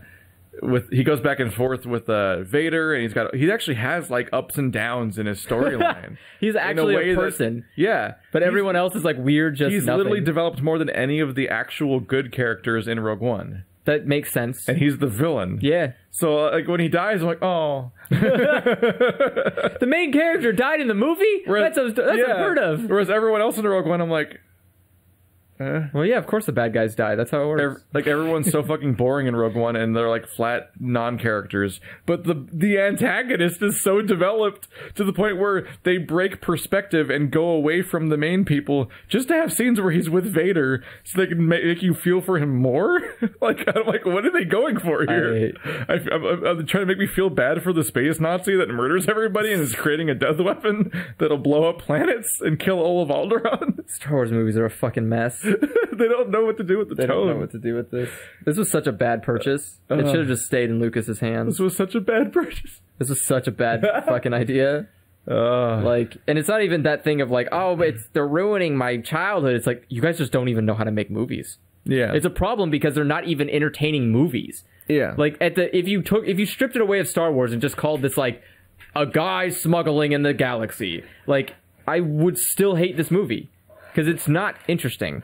But furthering on, we meet this guy. He's utterly incompetent. Here's something that bothers me about the structure at this point. Yeah. So we've done the entire train heist, and then we're here. Yes. The reason the train heist exists in the movie seems to be to make Woody's crew indebted to Sith-like guy. Yes. And that's why they have to do the Kessel Run. But that's not necessary. No. Cut all of that out. Skip that entire segment and just cut to the part where you just go with the part where Han Solo goes to training for 3 years, comes back, finds the smuggling crew, finds out about this Kessel Run thing, and but like specifically like when he joins this crew, the crew takes them to this place. He finds Kira. Kira's a slave. Oh shit, now he's got a motivation anyway. Yeah. 'Cause he found Kira here and she's a slave. So now the motivation is Woody's crew wants to do the Kessel Run so they can pay for their retirement and then give up this life for good. And Han wants to do this job because he can buy Kira's freedom. Yes. The entire train segment could be deleted from the movie and give everything else way more time to breathe, give you time to develop characters and like do better storytelling across the whole movie. Keith, at this point, you're the train segment doesn't fit the movie. At this point, you're just cutting the like. They had to establish like 3 entire characters just to kill them in the train heist scene that doesn't matter. And then we get more characters. Yeah. Instead, we could have spent more movie with the cast of characters, Star Wars we could fucking meet them as people. Star Wars has kind of like a problem with keeping people around because people keep dying and everything. They just throw them away. They just real kill quickly. Everybody. It's severe. You know, the prequels weren't this fucking, or the originals weren't this loose with people's lives. Yeah, I mean, they were pretty. You could have even been more efficient. Is that like? This Woody and Han meet each other during the conflicts and stuff, and Woody has a way out, and Han goes along with it. Because, you know, they bond a little bit or something, and he takes them with him. They go to the crime lord's place, and that's where they find out about the Kessel Run. That's where they encounter like Lando, and like when they find out about this chance to make a bunch of money, they put their crew together from the people they can find around there, and like that could be how you find Chewie even, or all these other people, or keep Chewie being a weird Rancor cave for no fucking reason. Well, no, it would make sense because in the whole point of they dig a new hole every time they move because it's a battlefront. They keep moving the battlefront and digging a new hole to put Chewie in over and over again. I think there's like a main base, like and the Chewie's just at the main base. It would make more sense if they met Chewie inside of the mines. Yes. That's way better. Yeah. The place that had Wookiees? It had Wookiees in it. Yeah, that probably makes sense. You could have met Chewie. Yeah, cut the entire train segment out entirely. You assemble a smuggling We can crew. now cut out the entire scene for the train, the entire scene for the war. So we've cut like a good solid hour of this movie out. all you need is the intro works but needs to be better. Well, yeah, but if you had to give it... their whole intro was bad, but the setup is... So you still have to set it up. The setup of them being separated and him wanting to go back for Kira's fine, and then the surprise of, oh shit, Kira's here. While I was training, she got here. Great. Now I've got to find out how to get the money to free her, which also... Having to get the money to free her and then having her betray you at the end of the movie makes the betrayal even better. Yeah. Storytelling-wise... And Chewie should just be at the mines of Kessel where they already have Wookiees. Yeah. As opposed to in a random pit where they have to dedicate an entire scene to really conveniently setting up an origin for just Chewie that almost seems at conflict with the world around it. Yeah. It's like they fall into an alternate dimension for a second just to find Chewie because they need to have him in the movie, and they just decided, well, he's got to be early in the movie so he's in the whole thing, right? Because he's Chewbacca, and he's apparently hasn't had enough screen time over the other 5 movies he's in. I want to be frank with you. 6 movies he's in. I'm getting real... He's in 6 movies already. Now he's in 7. I'm getting real fucking tired of Chewie wearing vests. Chewie's in more movies than even the droids now. Yeah, that's true. I'm tired of Chewie wearing vests, and it has ammo on it, but he never uses a gun that requires that ammo. Yeah, and I've never seen him use any sort of chain gun or anything. I don't even know what the gun is that requires that ammo. No, doesn't he use a bolt caster? He uses no, not until later. Because wouldn't the bolts go into like a quiver or something as opposed to like a bandolier? No, he doesn't use a bolt. Technically, he uses like a space crossbow. So it's a laser crossbow. I think it's called a bolt caster. Maybe. From video games. I don't think it actually shoots bolts, though. If it's crossbow, they're called bolts. No, I'm saying I don't think it physically shoots crossbows. So it just doesn't have ammo. No, well, it's a laser gun. Maybe it's like Mass Effect where there's a block of iron and it chips off a little piece each time and hyper-accelerates. Because Han uses it in the Force Awakens. He just picks it up, doesn't he? He just picks it up and shoots it and can keep shooting it without having to reload. What does this bandolier have on it? Ammo. It's just like shotgun shells, basically. Did it have ammo on it this time? Yes. It's the exact same vest. He just puts a belt on. He just puts the fucking vest on for no reason. He wears it differently, though. Well, yeah, because when he gets older, he just loses one of them and just straps one over his chest instead. But this time he has 2, and it still serves no purpose. It's almost like they did it so it's like, this one's Chewbacca. And I'm like, there's no other Wookiees. Well, here's what's brutal is that's the same scene where Woody just gives Han the pistol he's going to use for the rest of his life. No, he gives Han a rifle that has apparently just been taken apart, and that's the pistol. that random pistol that circles on and everything. Yeah. Is just, oh yeah, look, Han Solo got the gun he's going to use forever. But he's like holding a rifle that he had, and he just starts taking it apart, and then it just transforms into a pistol that he just goes like, here, you can have this, kid. I'm like, are you going to give him the other parts for the rifle? Because it's part of the gun. Maybe Han will need a rifle at one point. He uses that for the rest of time. For the rest of time. He has that gun, that blaster. And Chewie has that bandolier forever. Yes. And it's like they just picked him up. Hey, look, if anything, they're very good at being frugal. They got something for free once. They never had to buy new stuff. So they get to keep all their heist money for repairs on the Millennium Falcon. They're answering questions no one ever had. And their answers not only are lazy and boring, but they make the thing boring. Yes. The thing that we didn't have questions about in the first place becomes more boring just to the virtue of them having the worst answer for it. Yeah. Like, oh, where'd Han Solo get this gun from? I don't know. It's a gun. But now it's like, oh, that's the gun that he was given by Woody 40 years ago, and he just held on to it forever and ever and ever. Han doesn't let things go. That gun outlasts most lightsabers in the Star Wars universe.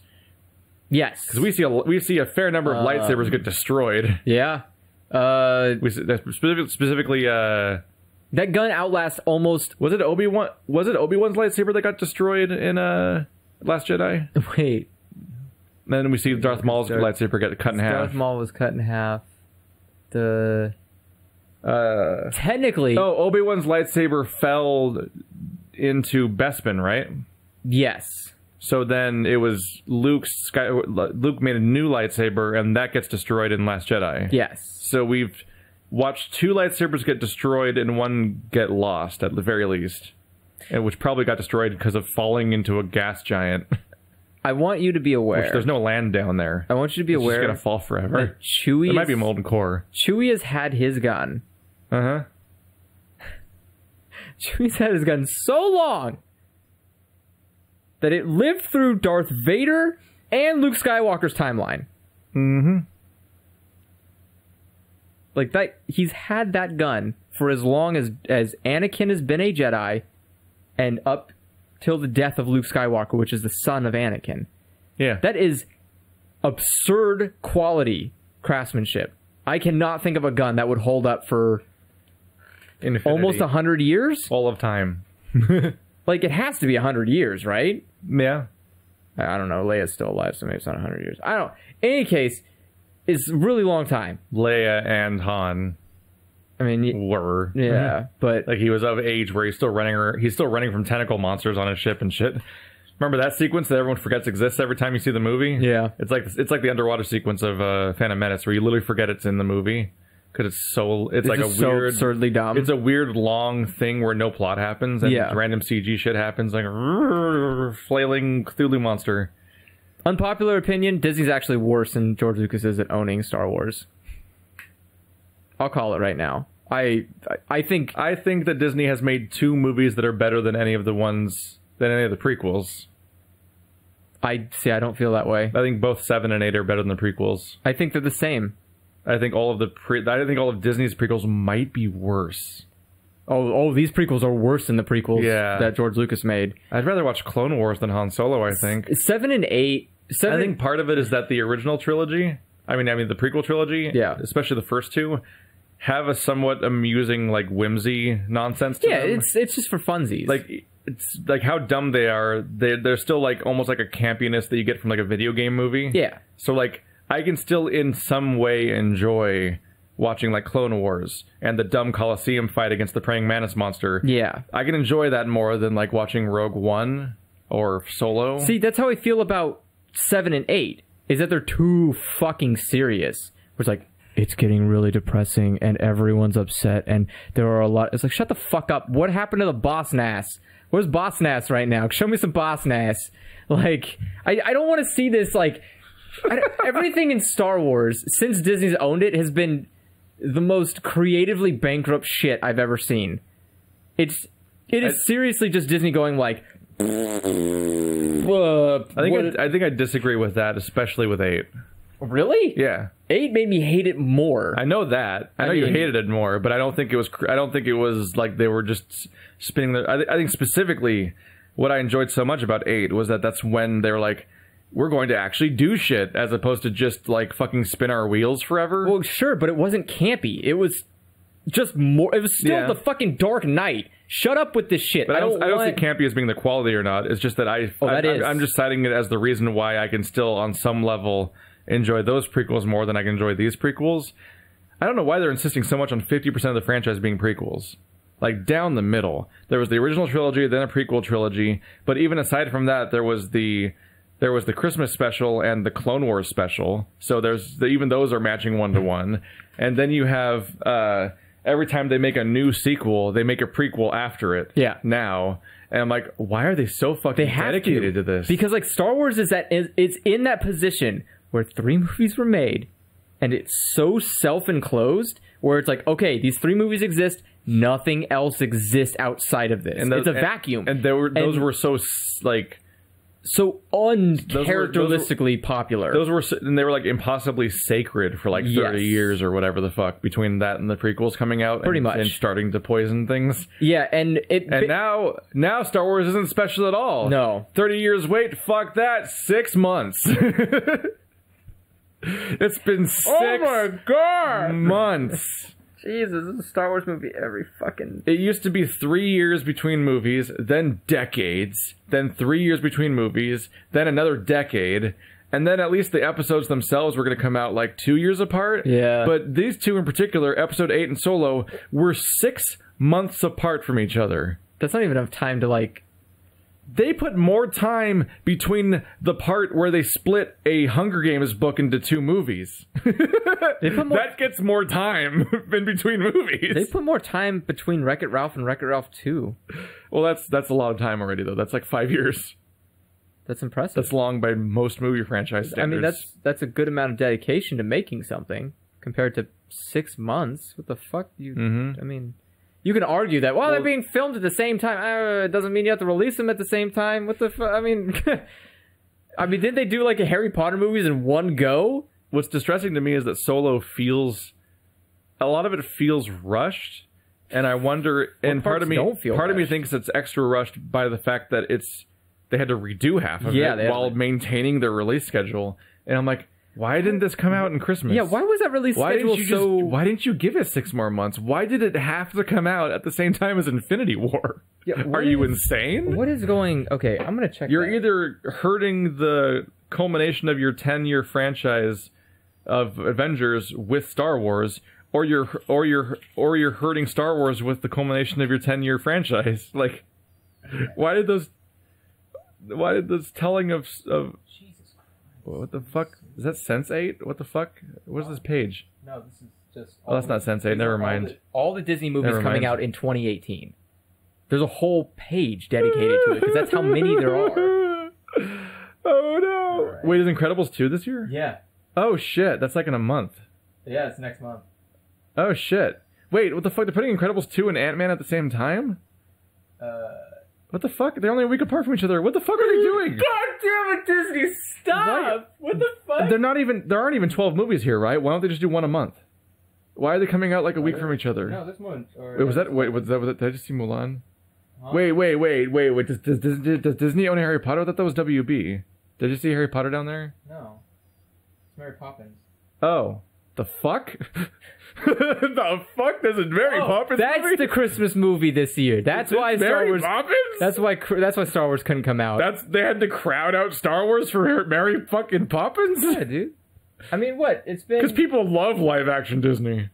That isn't Marvel or Star Wars. They do so well. They actually, they do if it's based on... They do totally okay. If it's based on certain properties. They do totally okay. I Whereas every other Star Wars or Marvel thing they make is like, hey, new record for all of movies forever. So Wreck-It Ralph is November, and... Fucking hell. They have one for every month. Is that a Mulan movie? It is, Mulan 2. I thought there already was a Mulan 2. No, it's a live action. Oh, sorry, it is a live action. Live action. Oh, they're doing live action Mulan. Yeah, which they don't have pictures for. I've never heard... Isn't that the picture? Oh, that's the Nutcracker. No, that's an animation. Christopher Robin? Yeah, that's Winnie the Pooh. Cool your fucking jets. So, Disney's on a roll. What? They are making all I've the never movies. heard of half the movies on that page. Really? Yeah. Because I can't hear them past the noise of all their other movies. Yeah. Man, that's gonna be weird. There's gonna be like a point where you go to watch a Marvel movie or a Disney movie, and it only shows you commercials for Disney movies. Where in the out. release schedule are all of my niche horror movies going to fit? In the gutter. They're just going to go straight to Netflix now? Like, it's just the death of theaters? That would be amazing. Keep doing it, Disney. Maybe you can be the only one in theaters, and then we can all enjoy ourselves. We can just watch all the movies on demand immediately. We can watch all the good movies on demand, and all your shit movies take over the theaters. You could just you could call them Disney theaters. We almost had a point of hope for a second there when Cloverfield Paradox it was announced in a trailer and then it was instantly on Netflix. You're like, oh, what? But then it was terrible. Then it was a terrible movie. And that's why it was on Netflix instantly. The secret was the movie was real bad. I don't know why. Have you seen that movie? No. Have you seen the other two yet? No. Have you seen the first one? Yes. And I have to watch all of them. No. Yeah, because due to your weird rule about no, because the other ones aren't fucking canon. So I don't have to do it. They are an anthology, which means that they're not the same story. Ha ha. Fuck you, J.J. Abrams, you nerd. You can't write a good story for shit. Oh no, we went back to J.J. Abrams. We're looping. He is. He's in everything. Forever. So the point is, okay, so we haven't even gone through this fucking goddamn movie. It's okay, we finally got to the Kessel Run. We're almost there. Okay, so we go to the... We're only over 2 hours in. So we go to the fucking Kessel. We have an unboxing to do still. So we're definitely don't have time for Deadpool today. Great. So we get to the point where we meet this guy. He's a loser. Tells us to go do one last mission, or else it's an ixnay on our next snays, or whatever. Because he just goes like, "I'll fucking kill you." And I was like, "Oh, well, all right. I guess it's so intimidating because whatever." So Kira was there. She's a slave of this person. She's not a slave. Apparently, she is She just can't leave. She's a willing participant of joining a cult. Or something. Some crimes to get. It comes with a free tattoo, which is really nice. That says you can't go. I don't know if it says you can't go. She can't leave. They say she can't leave explicitly. I thought they said she can't leave because of the guy. No, they explicitly say that he can't leave. That she can't leave. Like she's clearly trapped. But she even says that she says like she didn't escape to Han, to further indicate that she can't leave. She's just not on the planet anymore, but she's still in other people's charge. But okay, it's irrelevant. Are you saying because they sent her on a mission where she could easily escape? Yeah. But yeah. Look, I'm not gonna fucking nitpick Star Wars because it's all trash. But the point is, we will, and we have, and we will. But so we get this mission. We all go. We're going on the Kessel Run, but we can't do the Kessel Run. Keith, we need to get Lando's ship. We need a Millennium Falcon. Yeah, we can't do this. We can't do anything without a Millennium Falcon. Yeah, because the entire Star reason Wars. why we're going to, it's also the entire reason we're doing the Kessel Run is to explain that this ship can do a Kessel Run. Yeah, because specifically it was parsecs. not Han that did the Kessel Run necessarily. The line was that that's the ship that did the Kessel Run in 12 parsecs. Yes. So for all we knew, it doesn't even have to be Han flying, which it almost seemed like he might not be. But they need to get the Millennium Falcon in this movie because they're going to Kessel, and the Kessel Run has to happen because we have to prove how cool the Millennium Falcon is, apparently. I didn't know it was unquestioned. I thought the Millennium Falcon was pretty cool when I was a kid. Apparently I didn't know. Prove it. Yeah, I didn't know I needed... Well, it was proven in the original movies when it did really cool shit. So here's where we meet Lando and Leet. L337. Literally characters I wish were just erased from the fucking Her name movie. is Leet. Yeah, it is. Like internet speak from 15 years ago memes. Yeah. Like that shit. And she definitely talks like some kind of internet piece of shit. I can tell you that. She fucking goes to a goddamn place and starts yelling at robots for not being... It's a real... She's being called the social justice droid. And it's the most... I don't know... Is she a social justice droid? I literally keep looking at her... I don't think she's social justice at all. She's just robot justice. She doesn't care about society as a whole. I keep looking at that character and I don't know what the goal is. I can't tell what they were going for with that character. They wanted a progressive robot. Did they, though?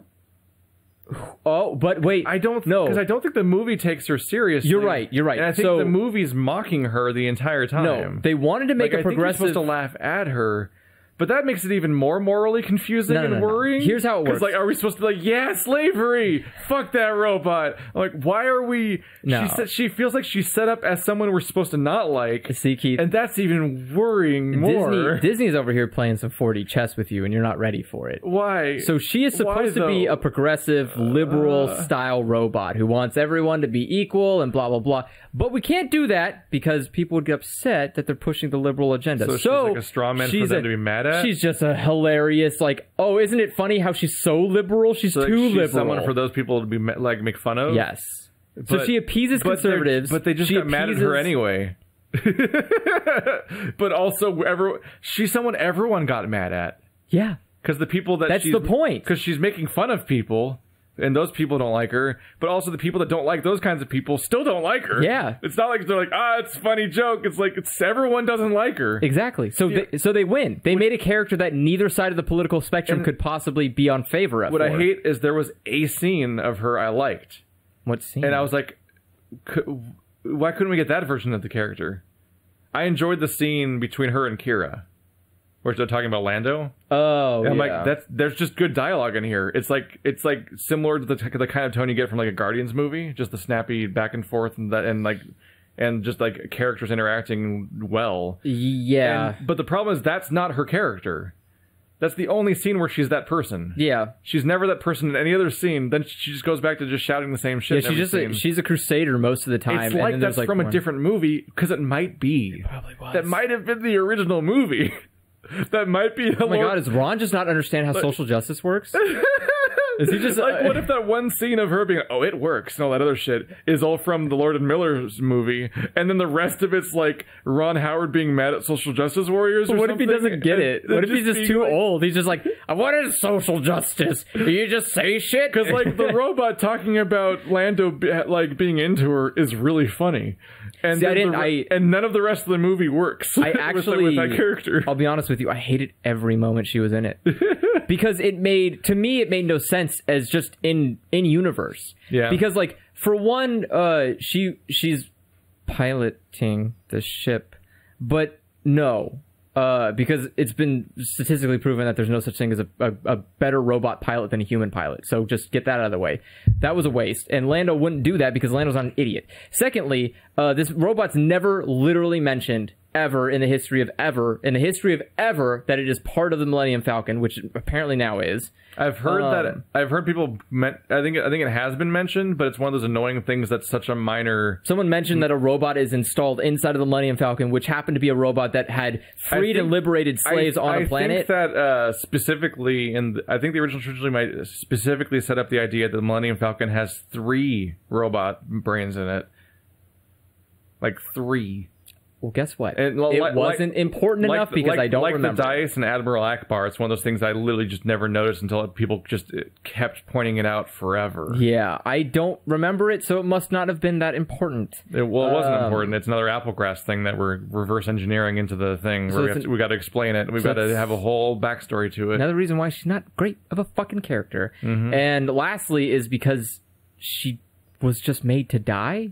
Yeah, she's another character made to die, which means that you can tell who's going to die, by the way, because they have like a weird, heartfelt scene where they talk with somebody. Like, they sit around and talk for a bit, and then the next scene is them dying in an action segment. I'm convinced that happens every single time in this movie. In this movie, there are only 3 characters that you need to be concerned about. There's only 3 characters who when they speak... It's Han, Kira, and Woody. Nobody else affects the story. Chewbacca. Chewbacca's not important in this movie. Lando. He just shows up. Those 3 are the only characters that matter in this movie because the rest are dead by logic of the rest of the movie franchises. They're dead because they don't show up in other things? They never show up again! Well, Woody's dead because they died in the movie. Well, yeah. But I'm saying that, I would say the movie... Kira, I'm assuming, is just fucking dead. I would say the movie's all about Han, Kira, and Woody. Well, every other character is largely set dressing that doesn't usually even affect the plot very much. But that's what I'm saying. I'm saying even the characters, like Chewie and like even people like Lando and Chewie just kind of are there. Well, okay. First off, especially Chewie. Let's get it out of the way. What does Chewie do that affects the plot? He frees slaves. That doesn't affect the plot. The robot slave freeing thing already happened. So it was already in progress. The fact that a couple Wookiees ran out didn't change the He separated scenario. the cart. Which anyone the could have train. done, presumably. No, because Han couldn't They do it just alone. wrote that like he was. Oh, it's harder, so Chewie has to do it. Like that's such a weak explanation for him to be in the movie. Chewie. It's really hard to come up with anything he did in the movie. He got a lot of there. fur on that one bad dude's couch. Like it's really, it's hard to come up with a reason. Which is, to be fair, it's in a lot of the movies. It's a little hard to come up with things that Chewie really does. Chewie flew the Millennium Falcon. Not in this one, did he? He helped. at the very end he did, where he's like, "You look great," when talking about his age. But like, Chewbacca was important to showing us that there is actually a hidden compartment in the Millennium Falcon for storing stuff. They did show that for a second. Although Lando should have been showing that because it's his ship. Also, I don't think it's Lando's ship. I think we literally stole it from that planet. He just stole it? I think we just stole that from the planet. It kind of seemed like it. She had to break the fence to get to the Millennium Falcon. I think the Millennium Falcon was impounded. Because all the shit's on it. So we stole the Millennium Falcon. Yes, but not stole. But I mean, like it didn't. It wasn't his ship. It was taken. It was repossessed by the company in which he bought it. But from. it was his ship before. Technically, it's Han's ship because his dad built it, and his dad probably worked for the company that built the ship, which is probably who leased it out to Orlando. No, I think it was impounded as in like for law-breaking reasons, not for that. Isn't it the same thing? Well, I mean, I don't think it was impounded by the people that made the ship. Then who else is gonna? I don't think the Imperial Order actually I think has. that port impounded it. That's why it was locked up. Regardless, we stole the Millennium Falcon. Or maybe it wasn't even impounded. Maybe it was like the thing where you go to a party and they put all your keys in a bowl so you don't drink and drive. Maybe they just lock up everyone's ships until the morning. So But they didn't really lock him up because she just cuts a hole in it with her finger, or her chest, her torso, It was like her vague, penis robot welder? Penis welder. Yeah, because they made peeing jokes about it. Like, don't do it. I can't do it when you're looking. I can feel your eyes on me. They did do that. They did all that stuff, which was and she stood in a weird position too. Which those jokes weren't really working. I don't think any of her jokes worked. For me, that one scene worked. that one scene was funny. I don't think that was a joke. What? I think she legitimately thought that. What? That Lando liked her. That's a joke. It's not. No, it's not a joke to her. That's what I'm saying. Like but all it's a joke in the script. But that her character. Like most things that Drax say isn't a joke to him. No, but they're jokes. But that's the thing, is that her character exists. That is a character that just makes jokes. Yeah, but I don't think any of the jokes that she makes are jokes to her. You don't think so? I don't think even the thing where like "don't look at me" was a joke. That's not? I think that's just like personality quirks. Hello, Disney. Do you know what tone of voice is? Because you fucked it up. She has a tone of voice where she's saying a joke every time. Yeah. She never does it. She never sounds exactly serious. The same tone that the monkey guy talks in. Like, funny joke. Yeah. But like, also, the worst jokes. Like, the actual, like the other one, like, the lady, Leet, she kept making jokes that just weren't working. Yeah. The monkey guy are like, it's like when my fucking Seventh-day Adventist, like, grandpa tries to joke. And it's just like, mechanically, I can tell that was kind of a joke, is basically my response in my head. It's like, he's trying to do something like approaching a joke, like a child talking about chickens crossing the road, like that kind of bullshit. I just imagine you look at it and you're just like holding a thing. Yeah. You're like, okay, well, structurally, I can see it is supposed to be a potato, but everything else says it is a shoe. What happened? Like every time the monkey guy talked, it was something that vaguely approached the structure of a joke. Yeah. And nothing about him was ever even vaguely entertaining. But it never achieved joke status. And it was such like weird, out of touch, like, ha kids, joke. And I'm like, what is happening? Man. Like that was like the part where they both narrate their characters at each other at the beginning of the movie was rough. But him trying to tell jokes at the campfire was like, oh, this script is in trouble. Yeah. That was the big moment where I'm like, oh no, I have to sit through this. And then he died. I'm like, all right, he's dead. He just sucked because he wasn't important, as it turns out. The problem is we have to split the movie between two separate casts, the beginning and ending halves. The first half neither of them are developed well. And the problem is they're all dying. They're all dying. Yeah, the only out of all these people that you split half the movie between, the only survivor is Lando. Yeah. And instead of dying, he leaves. He just and never comes back in the movie. That's when he fucks off. They're at the desert and he just flies away, which is treated as a joke. When they tried. Yeah, wait, what the fuck? Why did he leave?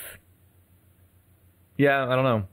Because it was set up like he was waiting for payment, but they just left. I'm like, wait, weren't you? Yeah, he was waiting for payment. Did he just see the danger and he was like, you know what, I give up? Which it would make sense if not for the fact that the Millennium Falcon was in such piss poor shape when it landed. It look flyable, but then he just flew away. I'm like, I don't feel like you could get very far. You can't hyper. I felt like they just thought it would be funny if he flew away right when they talked about reinforcements. It definitely did. Didn't care about the context of whether or not Lando would fly away in that moment. Keith, I don't think there's much context that was had in this movie. I think context was kind of just a back seat. But anyway, so we go get Lando. We play a card game. Lando cheats. Apparently, it was so surprising that Lando cheated to keep his. You mean Lando does dishonest things in these movies to Han at a table? Lando would never screw over Han in any of these movies. They have way more of an antagonistic relationship in this movie than I was expecting, based on how they seem to like each other in the other one. By the way, well, yeah, because I think after Han actually outwitted him, I think they became friends. That's going to be the sequel. There is not going to be a solo Get ready sequel. for 2 more movies of Danny Glover. This is America. This is literally... I think this is probably the worst role Danny Glover's ever taken. Yeah. Lando was such a shitty, bare-bones character that had no purpose being here at all. None of his jokes were funny. Nothing he ever said mattered. You he like literally how, because this is Star nothing. Wars and we have to stick entirely in the existing canon and never change anything and never make anything up and never be imaginative ever, that because Lando was the guy who wore a cape in that one movie, he has an entire closet of capes in this movie. Not only that, he has his cape from Cloud City in there because she puts it on. Yep. He just has like 50 capes. Yeah. Because we can't ever imagine new things. We just have to reverse engineer what we already know, and that has to be the basis of everything we ever see or hear or do. Ever. What if the first time you meet Lando, he's just dressed in the same outfit from, like, This Is America? It'd be something different, at least. I don't know. It's really... Lando's just so bare bones, though. He shows up, you get the gist. He's like doing an impression. Yeah, it is. He sounds like he's doing an impression of the other actor. Yeah, Danny Glover is just doing an impersonation. It's like Joseph Gordon-Levitt doing Bruce Willis. Oh, yeah. Where he's playing the other actor. And it's like, it's a little weird because it's like, it's really a restraining thing to do to a person in your movie. That's why Face Off is such a great movie. It's because you pick 2 people who are insane people, and you ask them to play each other. John Travolta and Nicolas Cage. Yeah. But they play each other so well because they're both batshit insane, and they're willing to do it with no, like, hesitation. So it's fantastic. But when you try to ask, like, hey, could you play that one guy in one Star Wars movie? Yeah. One? Hello, what have we here? What is Lando's personality as a person? Hi, welcome to my city. Don't pay too much mind the fact that I'm totally on the Imperial side. Okay, thank you for being betrayed. All right, bye now. Lando, who the fuck are you? Don't worry about it. Okay, bye forever, Lando. He has a brief appearance. He never matters at all. It was just an excuse. Lando showed up in the next movie, right? Doesn't he show up piloting the Millennium Falcon in the next movie? I think in Return of the Jedi, he pilots the Millennium Falcon. He shows up again. He shows up, gives the Millennium Falcon over, and then just... Yeah. Again, as opposed no character. He just shows up and goes like, about him. Okay, guys, Lando here. Here's a Millennium Falcon. Gonna go home now. See you guys later. Bye, Lando. Who the fuck is this Lando guy? He shows up and doesn't do anything. So we're doing the Kessel Run. They turn everyone into slaves, basically. No, they only turn Han and Chewie into slaves. And L3, right? No. How'd she get in there then? She just I thought she got in there. Oh yeah, because they just fought everyone more or less. But they do the whole thing where like you pretend they're captives and you use that to infiltrate the place. We see and then you do a very, very iconic scene in an elevator. Elevator scene? They fight in the elevator and then steal the clothes. Oh, right. That happens in Star Wars, surprisingly enough. And people always reference Wookiees ripping arms off, so the Wookiee rips arms off. Literally. Yes. Like, I mean, literally rips them off, clothes and all. This franchise is exclusively fan service now, so we have to do exactly that. I was surprised. I would have thought the hand, like the clothing would have fell off when he was holding the arms. Because they're not attached to the clothes anymore. But no, he was pretty consistent. Like, he apparently ripped them off and then sewed the shirt on, so that way it wouldn't slip off of the arm. I don't remember what he looked like after that. He was holding the hands like this. No, I mean, I don't remember did Han wear the uniform? I don't remember. No, he was like, I can't wear that uniform because you ripped the guy's arms off. You think he could just wear that without the arms? Well, no. What is he supposed to look like? A biker? Yeah. Like, hey guys, it's me, regular guy that works here. Yeah, it's fine. So, what are the other people's like? What are you, hot man? And he's like, yeah, it's just really hot in these mines. Like, the Kessel mines. They looked hot in there. They were wearing steamy suits and shit. They were wearing like insulated suits. So in there we have there's a really strange thing that happens, which is that L3 has been talking about having robot revolutions and wanting equal rights constantly. Like, which by the way, you can tell she's going to die soon, specifically because she's a character that reinforces what her character is every single scene. Yeah. Whenever a character is like, here is my character, every time they're on camera, that means they're going to die in like 10 minutes. And they just have to like make them memorable in the 5 minutes they're in the movie, basically. Yeah. After obsessing over rights and shit like that and equality, she's like condescending and rude to this robot she releases. She's like, make a revolution or whatever. Get out of my way. She gets like really mad because he's like brainwashed because there's a device literally attached to him that prevents him from thinking. Yeah. And she's like, why aren't you listening, you piece of shit? And she like frees him, and then gets like, hello, get the fuck out of the way. And the robot's like, what is even happening? Yeah. Like, the robot just wakes up out of a coma going like, why am I in this building? Her dialogue after freeing him is baffling. Yeah. And especially since later on she'll be like, oh my god, it's a revolution. I'm in a revolution. I'm like, you didn't seem into it a moment ago. No. What the... I can't tell which movie's happening. Also, she keeps... Oh my god, what if that was the original movie? She keeps... like, what if that was the original movie's peeking through again? Where she was sarcastic, like, I don't know, start a revolution. And she's going on and doing her job. And that's the same character that's from the talk about Lando. And those are the only two scenes with that version of the character. But then like, she said revolution, and the revolution happens. Let's make her whole character about revolution. I'm Ron Howard. And then he adds all these annoying scenes where she's insufferable because she's going to be in a revolution. And everything that Ron Howard seems to do in this setup seems to be all about like just people being resigned to their later fates. So this person's gonna die, so she's gonna be weirdly fatalistic about dying and just accept her own death. This person's going to start a revolution. She's gonna never shut up about revolutions, and like it's like whatever happens to them later is going to be constantly reinforced by by their behavior before that point. Needlessly. I'm more impressed that she kept saying she wants like equal rights, but who the fuck is she shouting this to?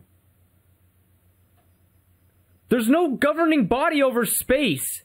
Like, you literally are piloting a spaceship for a guy who would just let you walk around freely if you have rights. Yep. The only people who treat you badly are shitty people, which happens to humans. Which I think you and Lando are fucking, so No, they're not. I can't tell. They're not fucking. What he's doing is he's probably giving her, like, he's basically greasing her up. That's what she's referring to, is like, oh, my joints are all fucked up, you have to do that thing again, which probably insinuates that Lando has to like put some kind of device into her that greases it up. You have to do that and she takes it in a sexual context, and he's like, you're just a machine. And then she probably has some like weird bitterness about it, where it's like, robots have equal rights too. It's like, no one's oppressing you, you fucking lunatic. You're in space. Fly to somewhere that doesn't have humans. Yeah, she doesn't have a restraining bolt. She has nothing. She's a fucking nuisance. She's just complaining to complain. She seems to just be autonomous. She is autonomous. It's a little weird. She is putting the restraints on herself.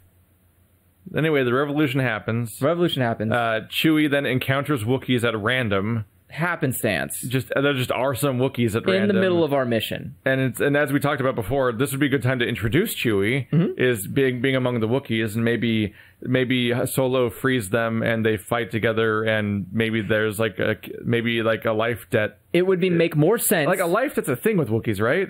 I don't know. Is that a thing in the Star Wars I'm universe? assuming so? I think I've heard of life debts before. Everyone's got life debts, like, man. What if Han just earned a life debt in the freeing process?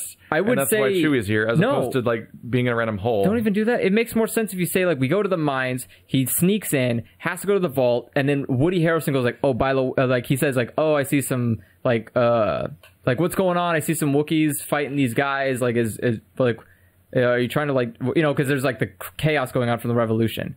Revolution's going on, chaos going on. You see some Wookiees fighting. He's like, oh, fuck, it's getting kind of dangerous. Like, these Wookiees fighting, I can't get through. And Woody Harrelson goes like, oh, help the Wookiees. You're going to need them because the stuff you're going to grab is going to be super heavy, and Wookiees can lift it because they can lift it like no problem. Yep. And so he helps.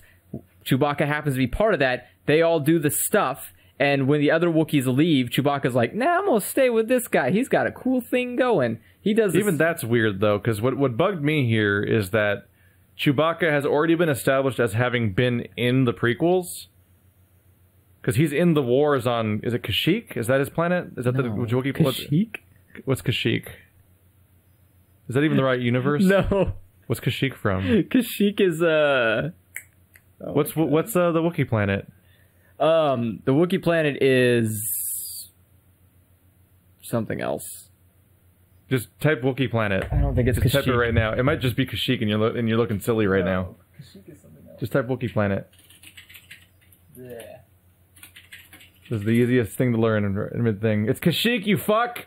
It's 3 Ys in it. Why is there 3 Ys in it? Oh, yeah. Are you typing... What are you typing? Kashyyyk? What are you typing? Wait. It's right there on the screen in bold text. Shut the fuck up, I know. Are you trying to find out what else you're thinking of? Something else, too. Oh. Well, it's probably from Star Wars First. Fucking nailed it, everybody. Everyone look at me. Did a good job. I was right. There's something else Kashyyyk. I was right about a thing. I remember Kashyyyk being another thing, too. There's like some other universe. It's the sound of a gun reloading. Which Chewbacca doesn't use, which is stupid.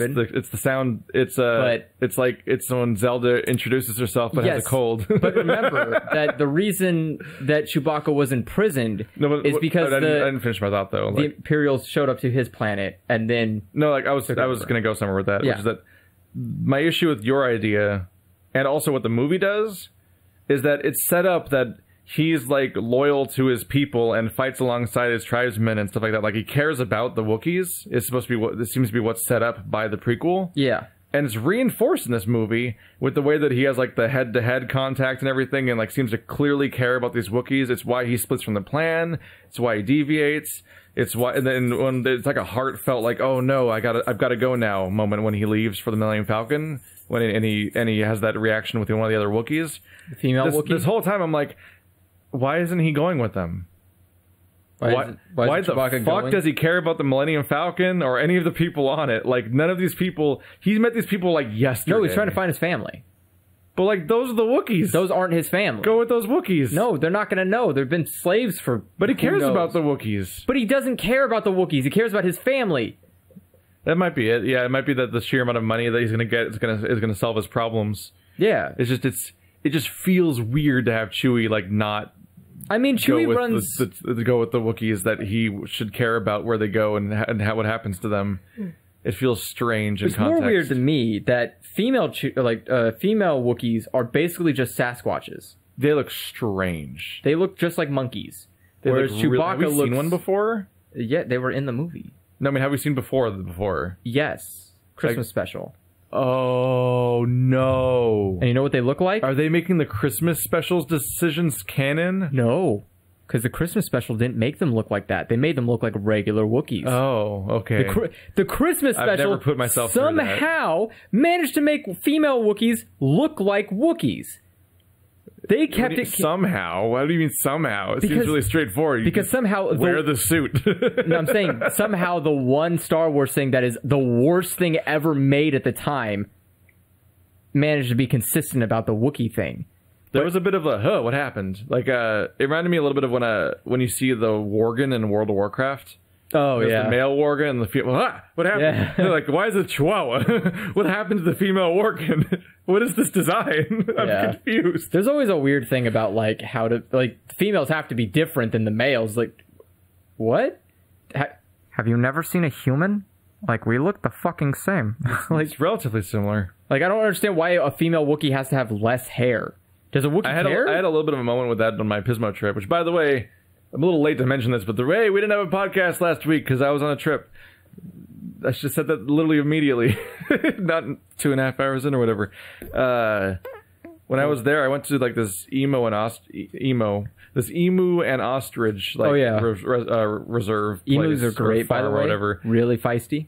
They had emo books. Emu books. Yeah, emu is way harder to say than emo.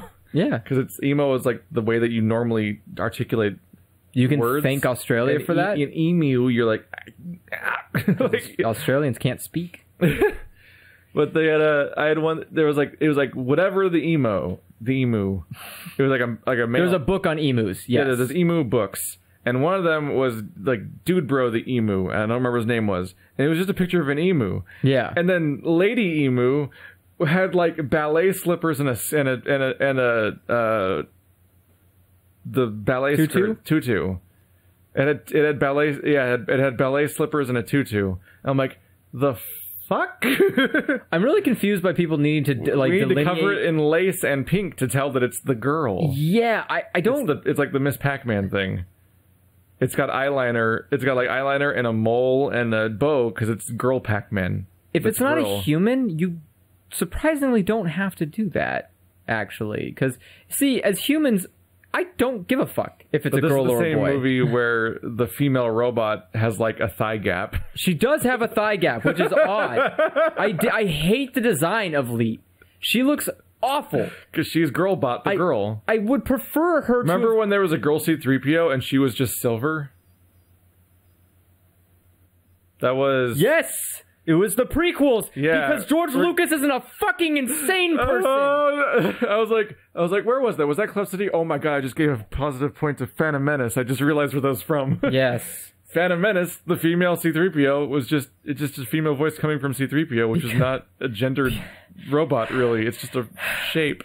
It's a shell that you put just a skeleton, parts basically. into. They took a human skeleton shape and put plates on it, and that's the whole design. You know what? You know why thigh gaps exist, Keith? Because people are really insecure about their weight, and they starve themselves until their legs don't touch each other anymore. Because humans have different bodies, and those different bodies are important for breeding. Robots don't breed. Why do they need boobies? She doesn't have boobies. She has hips. She has hips. Which is basically the same thing.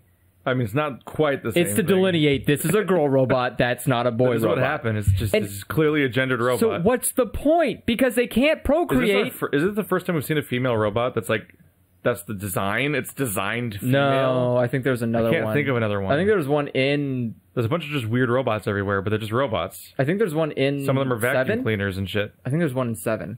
In 7? Yeah. I think 7 has a female robot. It's either 7 or 8, and I think it's on the ship with the rebels. I think it's at the rebel base. I think there's a robot there. I can't think of it. I know C-3PO's there. I think there's another robot there. If it's not there, it might be at the bar scene. It might have been at the bar scene in 7. With butt eyes? With butt eyes. I think she had a female What a design. robot. But in any case, there have been... I remember seeing another female robot that was looked like a female robot, and it was weird. It's just, it's weird because I'm like, they didn't have genders until you did that. Yeah. You made them have genders. Which is ironic given this is one that's claiming it's a social justice warrior or something. So it's like the whole ensemble is just coming together as a mess of problems that you should have never opened. Like it's almost like a Pandora's box of a robot. There's a whole question of is she self-othering? Or did they genuinely have personalities full of traits they can't change and they identify as certain things? Or are they just constructs? Because all throughout the whole series, you still can't really tell if C-3PO is actually a person or not, or if it's just like a weird collection of automated responses, more or less. And in almost every scene, nobody treats C-3PO as a person in like any movie. No. It's just he's just kind of in the way, and they kind of brush him aside, or they pick him up, or whatever. Because droids don't have sentience. The most helpful thing that anyone ever does to C-3PO is when Chewbacca collects all of his parts to take him along. Other than that, he's just in the way, as shown by the fact that everyone else in that scene doesn't even notice he goes missing. Yeah. Well, here's the thing, is that robots in the Star Wars universe, which I'm going to assume everyone will tell me I'm wrong, but I'm not, because you're all fucking lunatics. Robots in Star Wars universe don't have sentience. They are pre-programmed for your pleasure. There is not a lot of reason given to think that they have sentience. No. You can argue... Even R2... yes, which is that's like the only argument, is people go like, R2's sentient. No, he's not. He has a fucking list of commands and he follows them. Yeah, he's following commands on behalf of somebody. He has never... R2 has never once done anything of his own volition. Mm-hmm.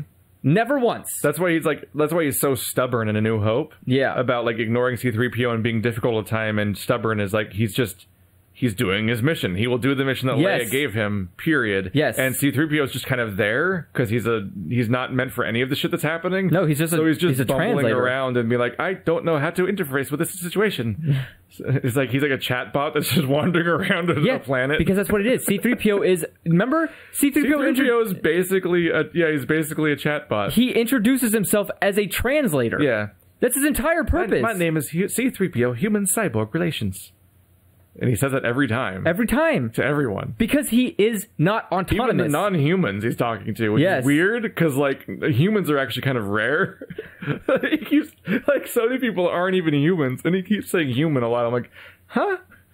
Yeah, but he says it's a robot, it makes even less sense, because the robot's like, I don't care. Like, he's also not a cyborg. No, he's not. So both words are wrong. Yeah, well, George Lucas also doesn't know what sci-fi words mean. He doesn't know what his parsec is, which we'll get to in a moment. But, so we got super off track. So we did the mission. So the escape is happening. They're escaping to the ship. Yeah. And Thermal Detonator shows up. It's like, it's kind of like a setup, I guess, from earlier, whatever. L3 gets shot. Lando loses his shit like his lover's been killed, and I'm like, huh. He gets really motivated to get that robot back for no reason. I've heard people claim that the real reason is because the only way to succeed in this plan is via the navigator. Yes. She's got the navigation thing. She does. But he's emotional. He's way too emotional for just like a map. He's not like, oh shit, there's a rock in front of the thing we have to drive. Yeah. Like, he's like... he's like involved and bothered, and I think he's weeping over her body he's like later. Screaming. So that explanation doesn't work. And then he gets onto the ship and he's holding her. And it's like, it's gonna be okay. We'll fix you. And I'm like, it's a fucking machine. Like, if you care about her this much, it's really fucked up how you joke to her face about wiping her memory and personality.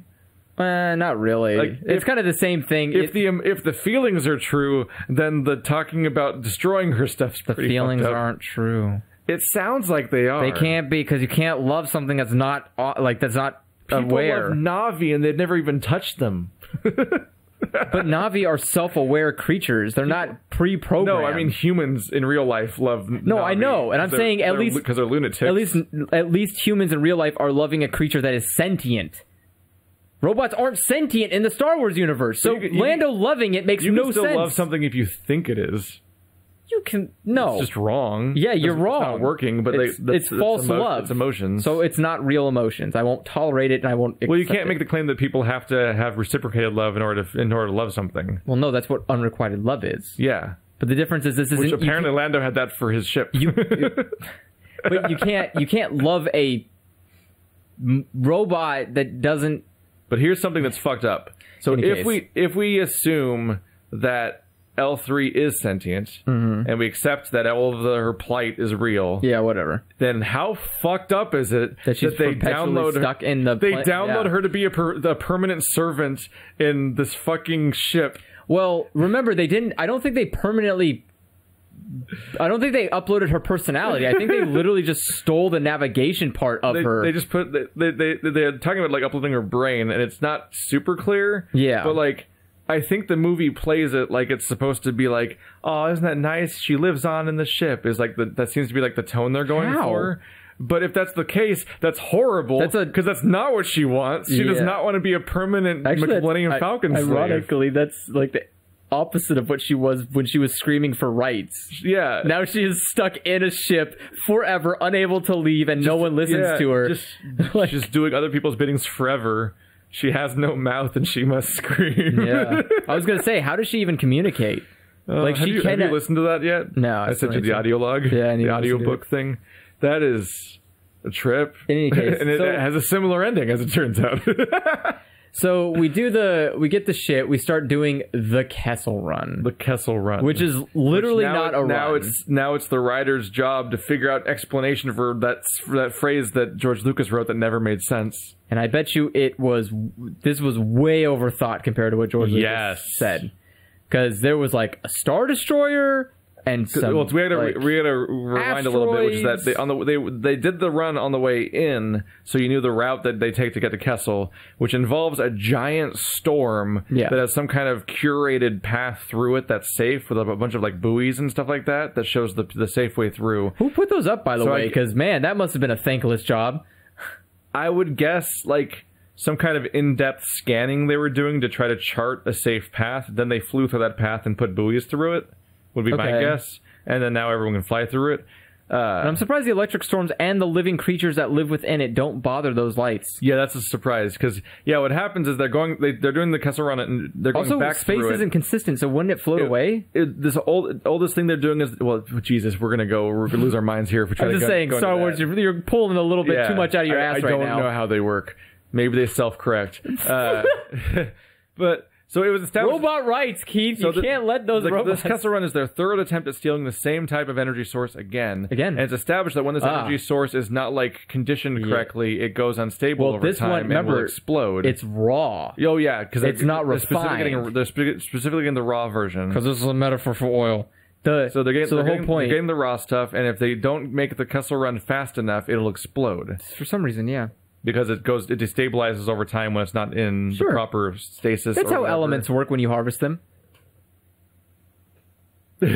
Like, you have to think that there's a planet that's made of this. And it's like saying if you took lava out of Earth, it would just explode. Maybe that planet's really cold. Even if it was really cold, it wouldn't explode. There's no reason why it would explode. Wouldn't it just fizzle out or burn out or die out? No, we don't get an in-depth explanation of how this element works. Oh, but thank God we know where Solo came from. Exactly. But God, I swear. What happens? They have to make the Kessel Run back. They have to make the run back now. They already knew about this. They knew they had to do it fast. But complications have happened. One, L3 is destroyed, so they don't have a navigator. Two, at the moment they go into the tunnel, there's a Star Destroyer there, which starts sending TIE fighters at them, so they can't take the route back at all. So that leads to Solo taking... He is now flying. He just flies into the storm and nearly gets obliterated constantly because it's a nightmare storm of impossible to even fly through crazy shit. And eventually straight up Lovecraft monsters. Well, that's the same thing that was in the asteroid from the what Star Wars movie? Whatever. Empire? Yeah. Boy, does it look different. It's a straight up like Lovecraftian horror that consumes all of space. Yeah. And it's just a void monster. It's the same thing. It's awful. And over time they're downloading L3's brain, so eventually they'll be able to navigate back out. And they do the thing where they go near a black hole or a gravity well enough to like trick the thing into falling into it, and then they escape and they survive the Kessel Run. And so the explanation turns out to be that the reason why he brags about doing that Kessel Run in 12 parsecs, which is a measurement of distance and not speed, is that they literally just took a shortcut through the Kessel thing.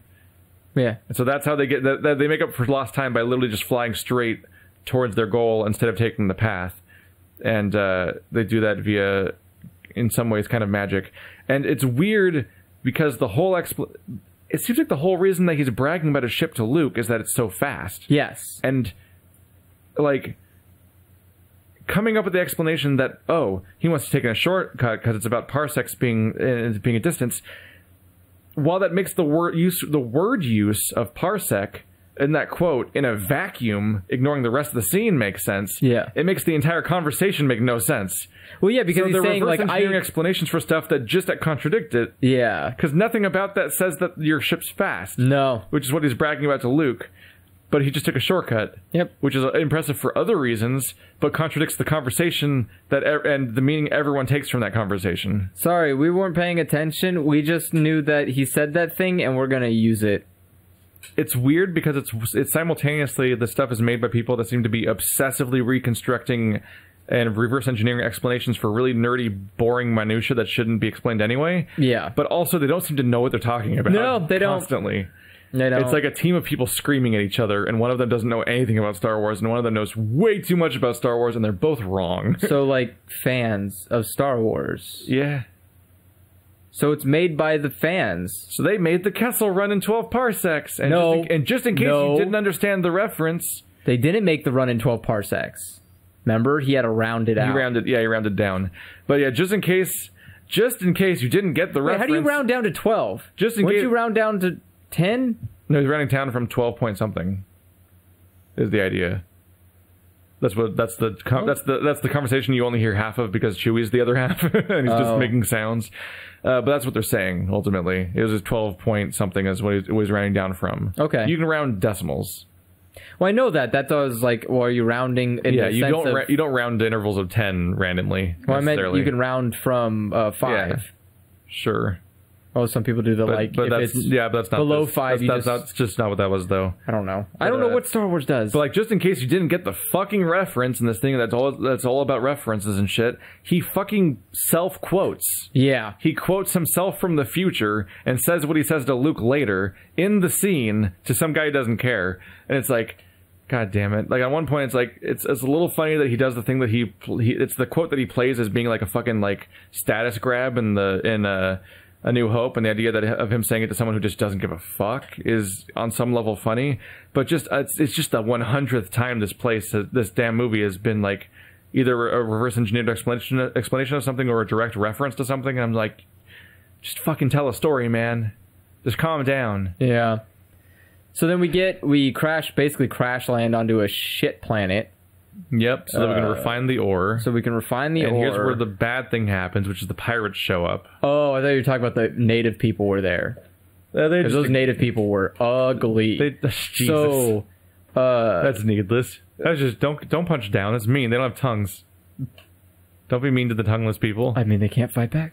But turns out the place that they go to refine this ore is the exact place. It's like where the pirates rebels? are from, apparently. Yeah, because they're also here, and they talk about like the plight of the people, which turns out to be the people around them. So I guess they're from here. Yeah, which is another like the 500th weird convenience of these story structures.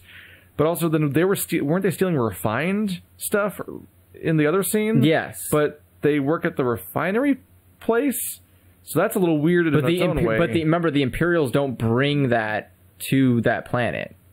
You just would almost think that they would steal unrefined stuff so they could refine it and make value for themselves. But the only people who have the unrefined are the Imperials. It's just a weird plot point to find out that the people that were stealing the refined stuff are from the refinery. Oh no! It's very convenient. It's just strange. It's just thrown out there as a like, and then pirates are here. There's going to be some kind of problem where you can't get the stuff to the guy. Guk guk guk. And it's like, why the fuck? So we get the scene where. And it's like, what's the reveal? Oh my god! And it's not a reveal. No. And then Lando flies away and leaves the movie. No, he comes back later. He comes back in like the epilogue scene. Yeah. He's out of the movie. So now we're back to just being Kira, Woody, and Han. But also the rebels are like, you should give it to us so we can rebel against them, I guess. And so Kira, Woody, and Han go to give the stuff to Villain Man, and 50 different double crosses happen, which is my favorite part of the movie, because it's a movie, it's like a scene from a real movie instead of whatever this movie was. And there's interesting stuff going on, it's all character motivated and things are going on. I'm like, yeah, this is great. And it culminates in, bad guy dies. Han goes after Woody because Woody took Chewie and the refined whatever word. Yeah. Bro, it's just fuel. You have fuel. Yeah, whatever. I just don't remember the word was. Oh, it's a It's a starship fuel. No, I mean the actual what the stuff was called. It was like an element or something. Oh, was it? I thought they just called it starship. No, it was. They were not calling it. They were not just calling it refined and unrefined starship fuel the entire. I thought movie. They were calling it Star Cruiser. No, it was like some unobtainium stuff. They just had a thing for it. Sure. And like I liked Han shooting first at Woody. And that scene and everything. seems like a dick move for Woody to still try to shoot Han at that point, though, as opposed to be like, hey, buddy, let's just go back. Why can't we be friends after the fact that you killed that guy? That is the only reason I can't be friends with you. Yeah, at that point, I'm like, I don't understand. At that point in the movie, I don't understand why Woody's an antagonist. Because you have to kill your father. Get it? Star Wars is all about killing your father. They do have daddy issues in every movie, consistently. Oh my god, he killed his dad like how he gets killed as a dad later. Oh my god, it's like poetry, it rhymes. I think it's the plot of God of War, too. I don't really... I kind of... Like, I liked him shooting. Like, if Woody was going to betray him, then that works. Yeah. But I just found it strange that Woody was even still betraying him. Yeah, it's weird. Like, considering Chewbacca basically walked away with the stuff, where it was like, it's over. You lost the fuel. Well, you have nothing. They just straight up had the scene earlier where, like, Woody's like, sorry, kid, I had to betray you. And Han's like, I have an out for you, basically. Yeah. And they're like, oh, do you? And then he takes all the shit and starts walking off. It's like, at that point, it's like, why aren't they just friends now? Like, why can't they just... Because the trust has already been broken, Keith. You can't rebuild it. Not between smugglers. That's fine. The first time they met, Woody put him in a death hole. I was used to this at this point. Yeah, that's true. And it was like, but no, Woody didn't take that chance to be like, hey, let's just be smugglers together or retire because they got all this money. Instead, he's like, I'm going to fuck this up by trying to shoot you because I only have a 1-movie contract. And then we get a scene of Kira. Of Kira. By the way, I knew it. I don't know. I don't know why.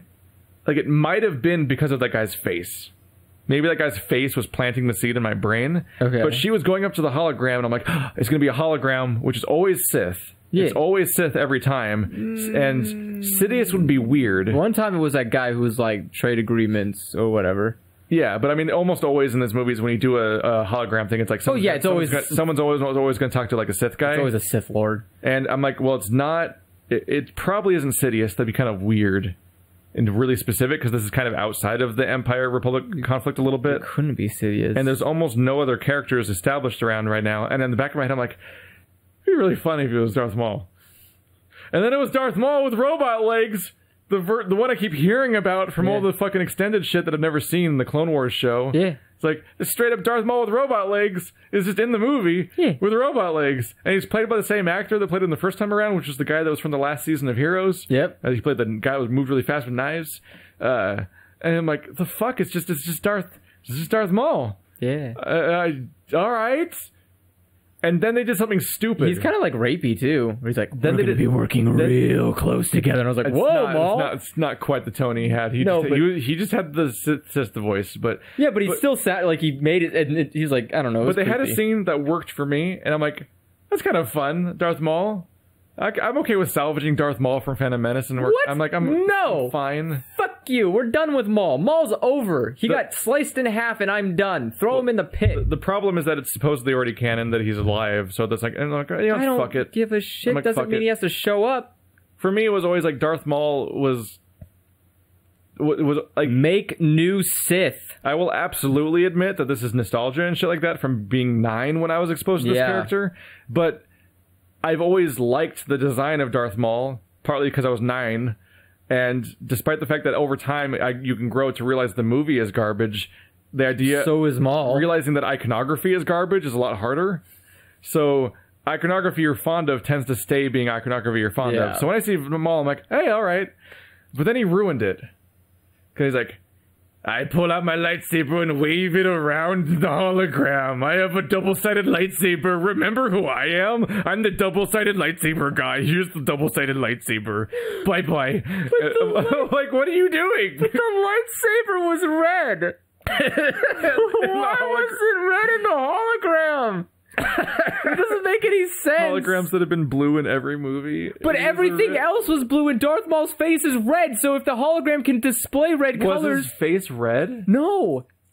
I'm saying... I don't remember what his hologram looked like in the movie, necessarily. No, in the movie, his hologram had a blue face. It was just really dumb. They pulled out a lightsaber for no reason to, like, intimidate someone from 1,000 light years away. Like, I have a lightsaber, remember this? But the point I'm saying is, like, Darth Maul's face in the... canonically, he has a red face. Yeah.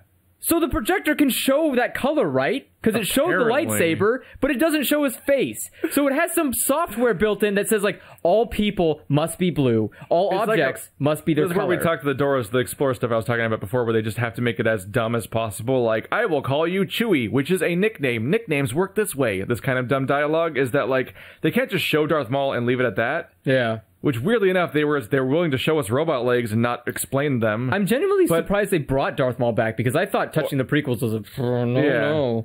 But then they showed but not only does he, to reinforce who he was, not only does he bring out the lightsaber, but then they specifically have to make the lightsaber red. Yeah.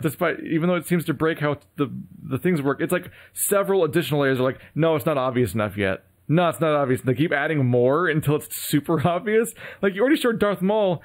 Everyone remembers him.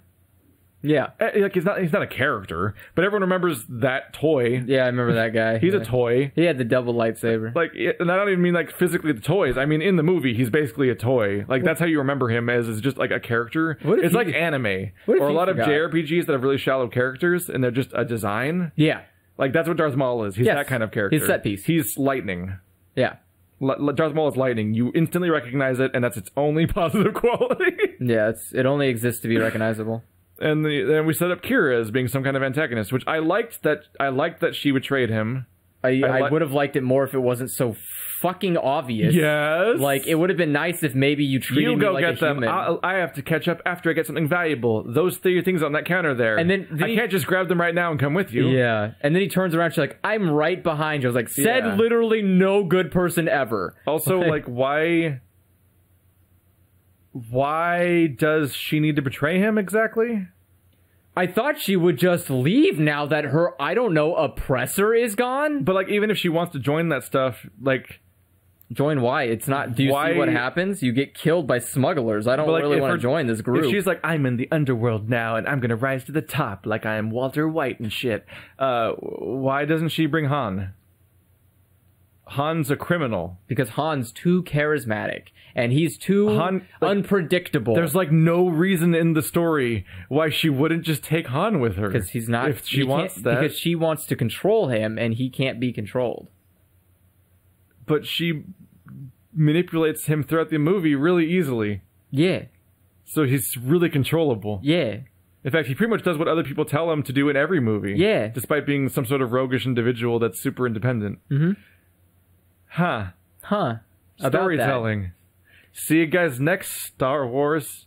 We'll see you guys next week, but we'll see. I would have loved it if Darth Maul forgot he had a 2-sided lightsaber. And he cuts his leg back off? He's just like, oh, no, not my leg again. I'll talk to you later, lady. And he just, like, cuts off the communication. The original version of this movie had to be so much better. It just had to be, because this was nothing. It just had to be. This movie was just nothing. I think the first movie was somehow worse, and then they had to redo it, and then it was even That's so hard to worse. accept. I'm willing to accept that it was worse, based on every element of this one. It's worrying to me that every single... Wasn't this guy who was playing Han Solo in the previous one? It's worrying to me that... No, all the cast is the same. It's just the director changed. Oh, well then, yeah, the whole first movie was a shit show then.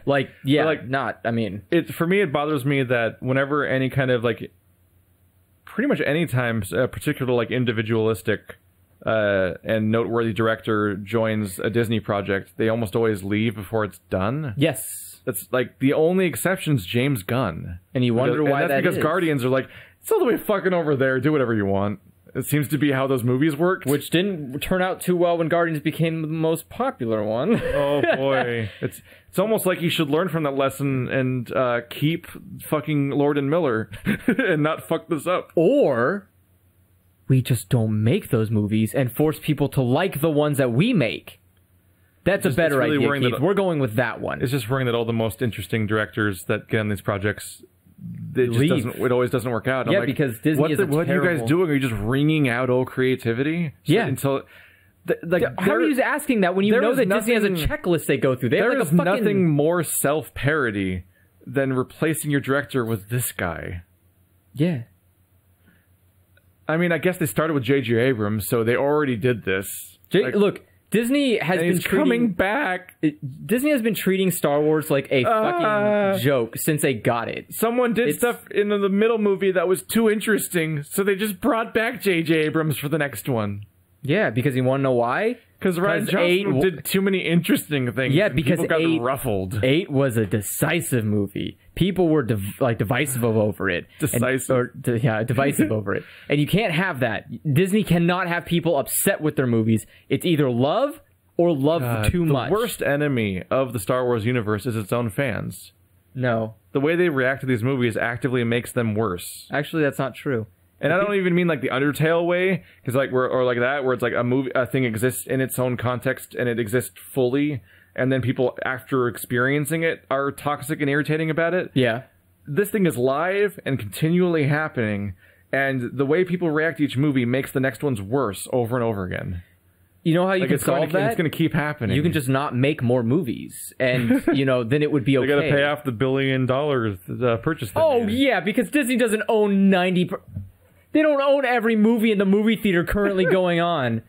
I mean, like, for fuck's sake, you can't... How do you even, like, argue that Disney hasn't made its money... Or that Disney hasn't made its money back with Star Wars? I think the first Star Wars they released... I think the worst enemy of Star Wars right now, besides what I said already, I guess, is just the fact that, like... Disney is a corporate machine that pumps them out frequently with no regard for creativity. The problem is the Call of Duty thing. Yeah.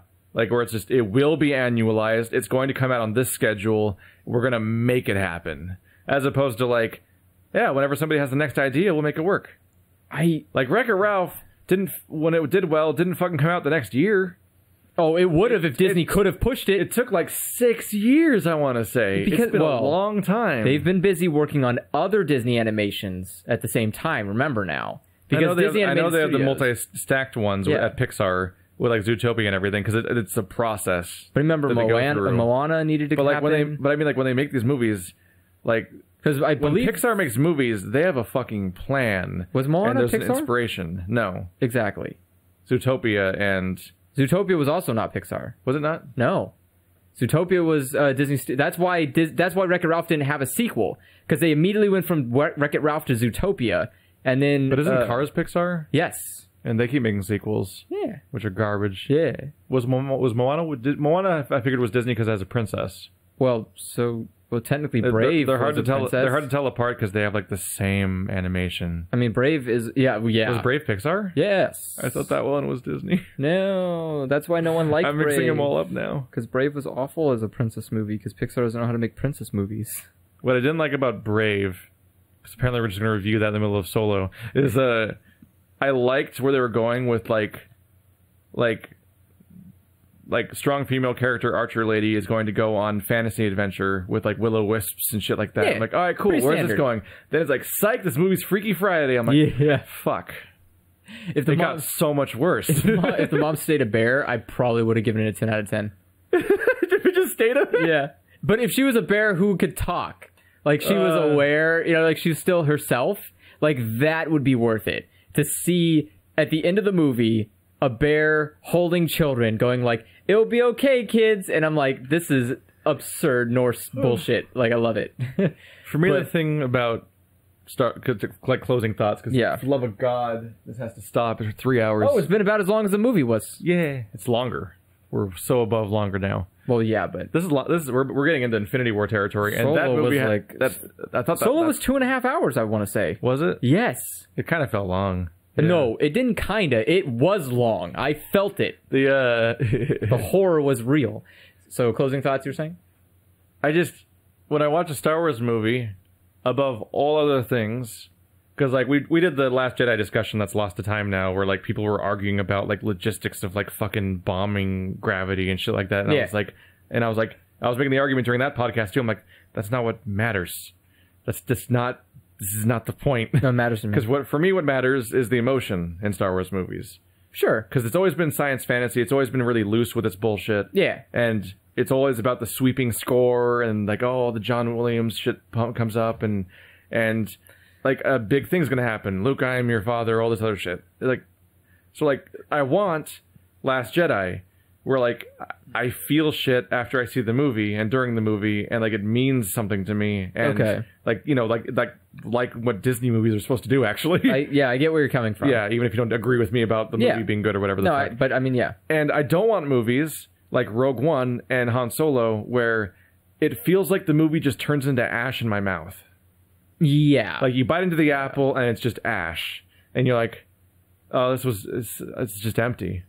Yes. And then you never see it again. My closing, there's just nothing. My closing statement is, I look forward to seeing more of these types of movies because you idiots won't let it stop. I look forward to podcasting about it. Because, like, at the end of the day, Star Wars is a franchise that is ended. It is already done, and it will never continue. But you will continue to be upset about it. Your headcanon that all these movies are happening. It's not even headcanon. It's just fact. It's like the fact of life is that Star Wars had 3 movies and it's gonna be like, what was it, Dallas, where it just was revealed an entire season of the show happened in someone's brain brain and wasn't in their dream and wasn't canon. Anything that didn't take place within the first 3 movies is all non-canon. It's all extended universe, and it's fine if you all want to argue otherwise. But you also have to accept the worst parts of it. Then you need to embrace every part. Solo is canon. Rogue One is canon. The prequels are canon. Like, every piece that you hate as a fan are fucking canon. And it will forever be canon. Or... So there's too many of them. Or... I can't wait for the Infinite Crisis thing in Star Wars that resets the universe. It already happened. It's called changing hands. It's so convoluted that's going to happen. When it changed hands from George Lucas to Disney, I mean an actual universe reset. I know what you're talking about, but it can't. When it reaches that level of convolution, will television audiences ever accept that? They're already being asked to accept it twice in the X-Men universe. Once with Deadpool and once with X-Men Days of Future Past, where they just retcon out all the parts they didn't like of their story. I think you can have it happen, but it comes at the cost of basically killing the fan base for Star Wars and starting anew. Yeah, which is, in my opinion, a great idea. That makes me stop caring real hard when you're like, and now none of it was real, or whatever the fuck. Or like I can't even get myself to care about superhero comics because of that element of them. Like I no, I just won't start. I think Disney's best option is to just. I think their best bet would honestly be to negate all movies, say that all the movies that have come out are non-canon, they're all garbage and they're shit, and we're gonna make better Star Wars movies that have no relevance to old Star Wars movies, and watch all of the fans die. So that's my issue with because these Star Wars stories, you can't keep living in this cycle. My problem here is the Star Wars stories are not living up to their potential. They would never like the Star Wars episodes are the continuing main saga story, right? Yeah, whatever. That's like the point. Yeah. The Star Wars stories, the ones that are called story, like Rogue One, they should just be their own shit. Mm-hmm. Give it to some visionary director that does their own thing. Let them make up the entire story from scratch and just fucking go with it. It's not about an existing thing. Nope. It's not about the fucking robot bounty hunter that has a cone for a head. It's not about anything you've ever seen in any Star Wars movie. It can happen on a planet or something, or maybe, I don't know, it has pod racing in it. Like, it's the same universe, but they can make their own story. Here's the thing. I want to see That's not happening. They're just prequels again, called something else. Yes. And prequels are still bad, and they're being bad for the same reasons the original ones were bad. Yep. And they're learning 0 lessons from it. With building upon your situation or what your opinion is, I think it would be great if they handed somebody the Star Wars sets, like the set for Star Wars stuff, and just said, like, what do you think? And seriously, and just go see with what they make up. Yeah, and see what the fuck happens. Because all you need it's a fucking science fantasy universe. Raw creative output should be the whole thing. No. We shouldn't be bogged down in bullshit. Understand what you said. It is a sci-fi fantasy universe. What it is a heavily controlled and heavily regulated product. A universe. And you're telling me that in this it's an fucking intellectual grand property universe, I keep running into the same fucking people every goddamn time? Like the guy from the cantina? How am I running into the same fucking people in a universe? Yep. And they keep going to remote areas and doing that. You know who magically didn't do that? Mass Effect. Which somehow managed to keep their fucking characters on their fucking planets, and that's when you saw them. Yeah. I didn't go to the Citadel. I was like, hey, wait a second. That's my main man from Mass Effect 1. No, because he wouldn't be there. He has other shit to do. No, it kind of happened in Mass Effect. Well, Mass Effect 3 it did, It was more forgivable in Mass Effect, at least, because there was fewer places to go. Well, yeah, but... in Star Wars? But the point I'm making is, like, the same thing. No, it's even in Mass Effect 2, it's like you find Garrus on Omega, and you find Liara on Ilium. Like, they're not in places you left them or anything like that. Well, yeah, but you're also playing the same character through all 3 games, so that's... Overall, it's a weird comparison. But the point I'm making... I'm just saying your whole point's bad. It is. You're right about the original thing, it's just the analogy is terrible. Shit analogy, point remains that there's no reason why we have to follow the same fucking motley crew of people for fucking... What is it, 50 years now? Mm-hmm. Is it seriously 50 years of the fucking same story? Because, like, for God's sakes, I can't wait to die. And there's a Star Wars movie coming out in theaters where it's the same fucking story. The movie should be like the extended universe where they would just make shit up. Oh my God, Keith, what a fucking idea. How visionary of you to say such a thing. It's almost like it's never happened before. Kind of noteworthy. Like, You mean like the prequels or the fucking original Star Wars movies which just had to be pulled out of someone's ass? Like, I haven't read it, so I don't know the context, but what people always reference as being some kind of high-quality extended universe thing is always the Thrawn trilogy, and what really stands out to me about Thrawn is it's a name I don't know. Yeah. Isn't that interesting? How it's not the Adventures of Leia after she got back into wearing the bikini again, or whatever the fuck. You mean it's not the Adventures of Luke Skywalker? No, it was Luke Skywalker. Luke Skywalker. Because there's a clone of Luke Skywalker who's spelled with 2 U's. Because that's real. Then there's another one with 3 U's. That's what happens when you obsess. That's what happens when you obsess too much over the core characters to the point of strangling them, is when you start making evil clones of the main cast, and then a clone of the clone that has 3 U's in his name. There's also a clone of the Emperor. Like, a lot of them. And then Chewbacca gets killed by a moon. Oh, yeah, that does They killed him with a whole moon. I forgot about that. Yeah. I can't wait till they write that into canon. Jesus. Oh, by the way, speaking of Extended Universe stuff and the Lost podcast, is that I kept making the point because our co-host that didn't want us to air the episode afterwards kept talking about this idea about talking about extended universe crap, and I kept making the point like it's not canon unless they actually ever loop back and acknowledge to it in the main series. Yeah, because I always make the point, as we've made before on this podcast, I think, which is that the fucking everything about extended universe stuff, from video games to books to everything, cartoons, was always just getting the stamp of approval of being canon, just so you get permission to buy it, basically. Like, if you say it's canon, you think it's more important, so you'll buy it. It's similar to... It's a marketing strategy to make impossible amounts of money for the most merchandised franchise ever made. It's kind of like the thing where people ask stuff about characters that they play, where it's like, would your character eat bubblegum ice cream? It's like, yes. Well, that character likes bubblegum ice cream. It's like, that's what happened. That's what happened in this movie. You didn't hear about that? No. That was, someone was like, would Lando be a pansexual? And they're like, sure.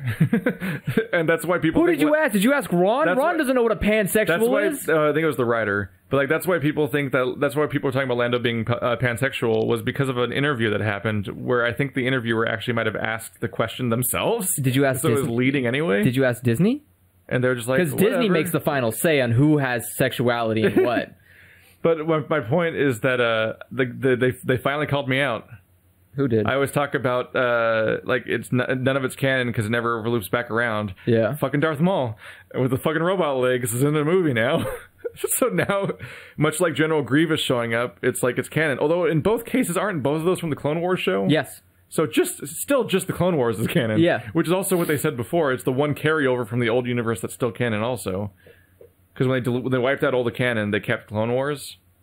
They kept the Clone Wars show. Yeah. From the old canon, they still kept Clone Wars, but only that one. Wait, so the prequels don't count? No, I mean when they wiped out the extended universe. They said none of extended universes counts except Clone Wars the show. I thought the Clone Wars the show was made I think it was still airing. Well, yeah, but I thought it was also made after Before and after the prequels. No, it was made. It was made. I think they started making it after Clone Wars came out, the movie. That's what I thought. But yeah. it continued being made. No, I know. I know. Still being made after Disney took over. So, like, yeah, that's still canon because we're still profiting off of it. But yeah, now, much like General Grievous, Darth Maul with robot legs has looped back around to being in a movie, which is what I want. Is it? Not really. Okay. I kind of don't want the extended universe to exist. I don't want any. I just want the movies to be their thing. But I just make the point, like, you can't tell me shit's canon if it's never going to matter. Yeah. If it's either going to matter or it's not going to matter. Like, at this point, I don't think Agents of S.H.I.E.L.D. is fucking canon. I just don't... Because Agents of S.H.I.E.L.D. has not even intersected with the Avengers movies in any way since the first season. They're just like, fuck it, and making shit up as they go along, and which I'm fine with because the show's great, but I won't pretend they're the same story. Well, yeah, I mean, there's a lot of stuff that happens in Agents of we're talking about Last Jedi, I'd be like, yeah, I love that thing, and people are like, no, because it bothers me because of this book I read. I'm like, I don't fucking care. Yeah. The book's not real. The book's not a movie. In the Star Wars franchise, you can't just cite shit that's like fans theory basically. Honestly, I'm just tired. But now I'm fucked. Now they're fucking me in my argument, and I'm bummed about that because I think that being bogged down in an extended universe makes it worse. I'm just tired of this. I'm tired of it all. Like, I'm tired of seeing people go like, Star Wars, and it's like, I don't think you get it anymore. Like, I think you forget what Star Wars was. Star Wars is a rare franchise where I feel like the fans are the ones that aren't fans. Yes. And the non-fans are better fans than the fans. No. That's the thing about Star Wars that's so magical. None of you are fans. You're all fucking idiots. Star Wars is a fucking awful franchise. Built about nothing but one guy going, woohoo! And it's fine, because that's how movies should... Somebody that wanted to make Flash Gordon. He just wanted to fucking have fun, and that's what a movie is. He wanted to make Flash Gordon, and he thought the movie was going to be a massive failure, and then this happened. And you know what? And you know why it got ruined? Because idiots like you came back every time for the fucking new movie, and were so excited and cared so much. Stop caring about a movie. Just stop caring. Movies aren't meant to be cared about. You're meant to watch them, talk about them, and then never talk about them again. Well, now we killed Han Solo, and then we rolled him over in his grave by shitting on his past. You didn't even get a guy who looked like Harrison Ford. For fuck's sake, Disney. You have all the money in the world, and you couldn't find a fucking kid who looked like Harrison Ford? One job. One fucking job. See you guys later. Chewie didn't even look like Chewie.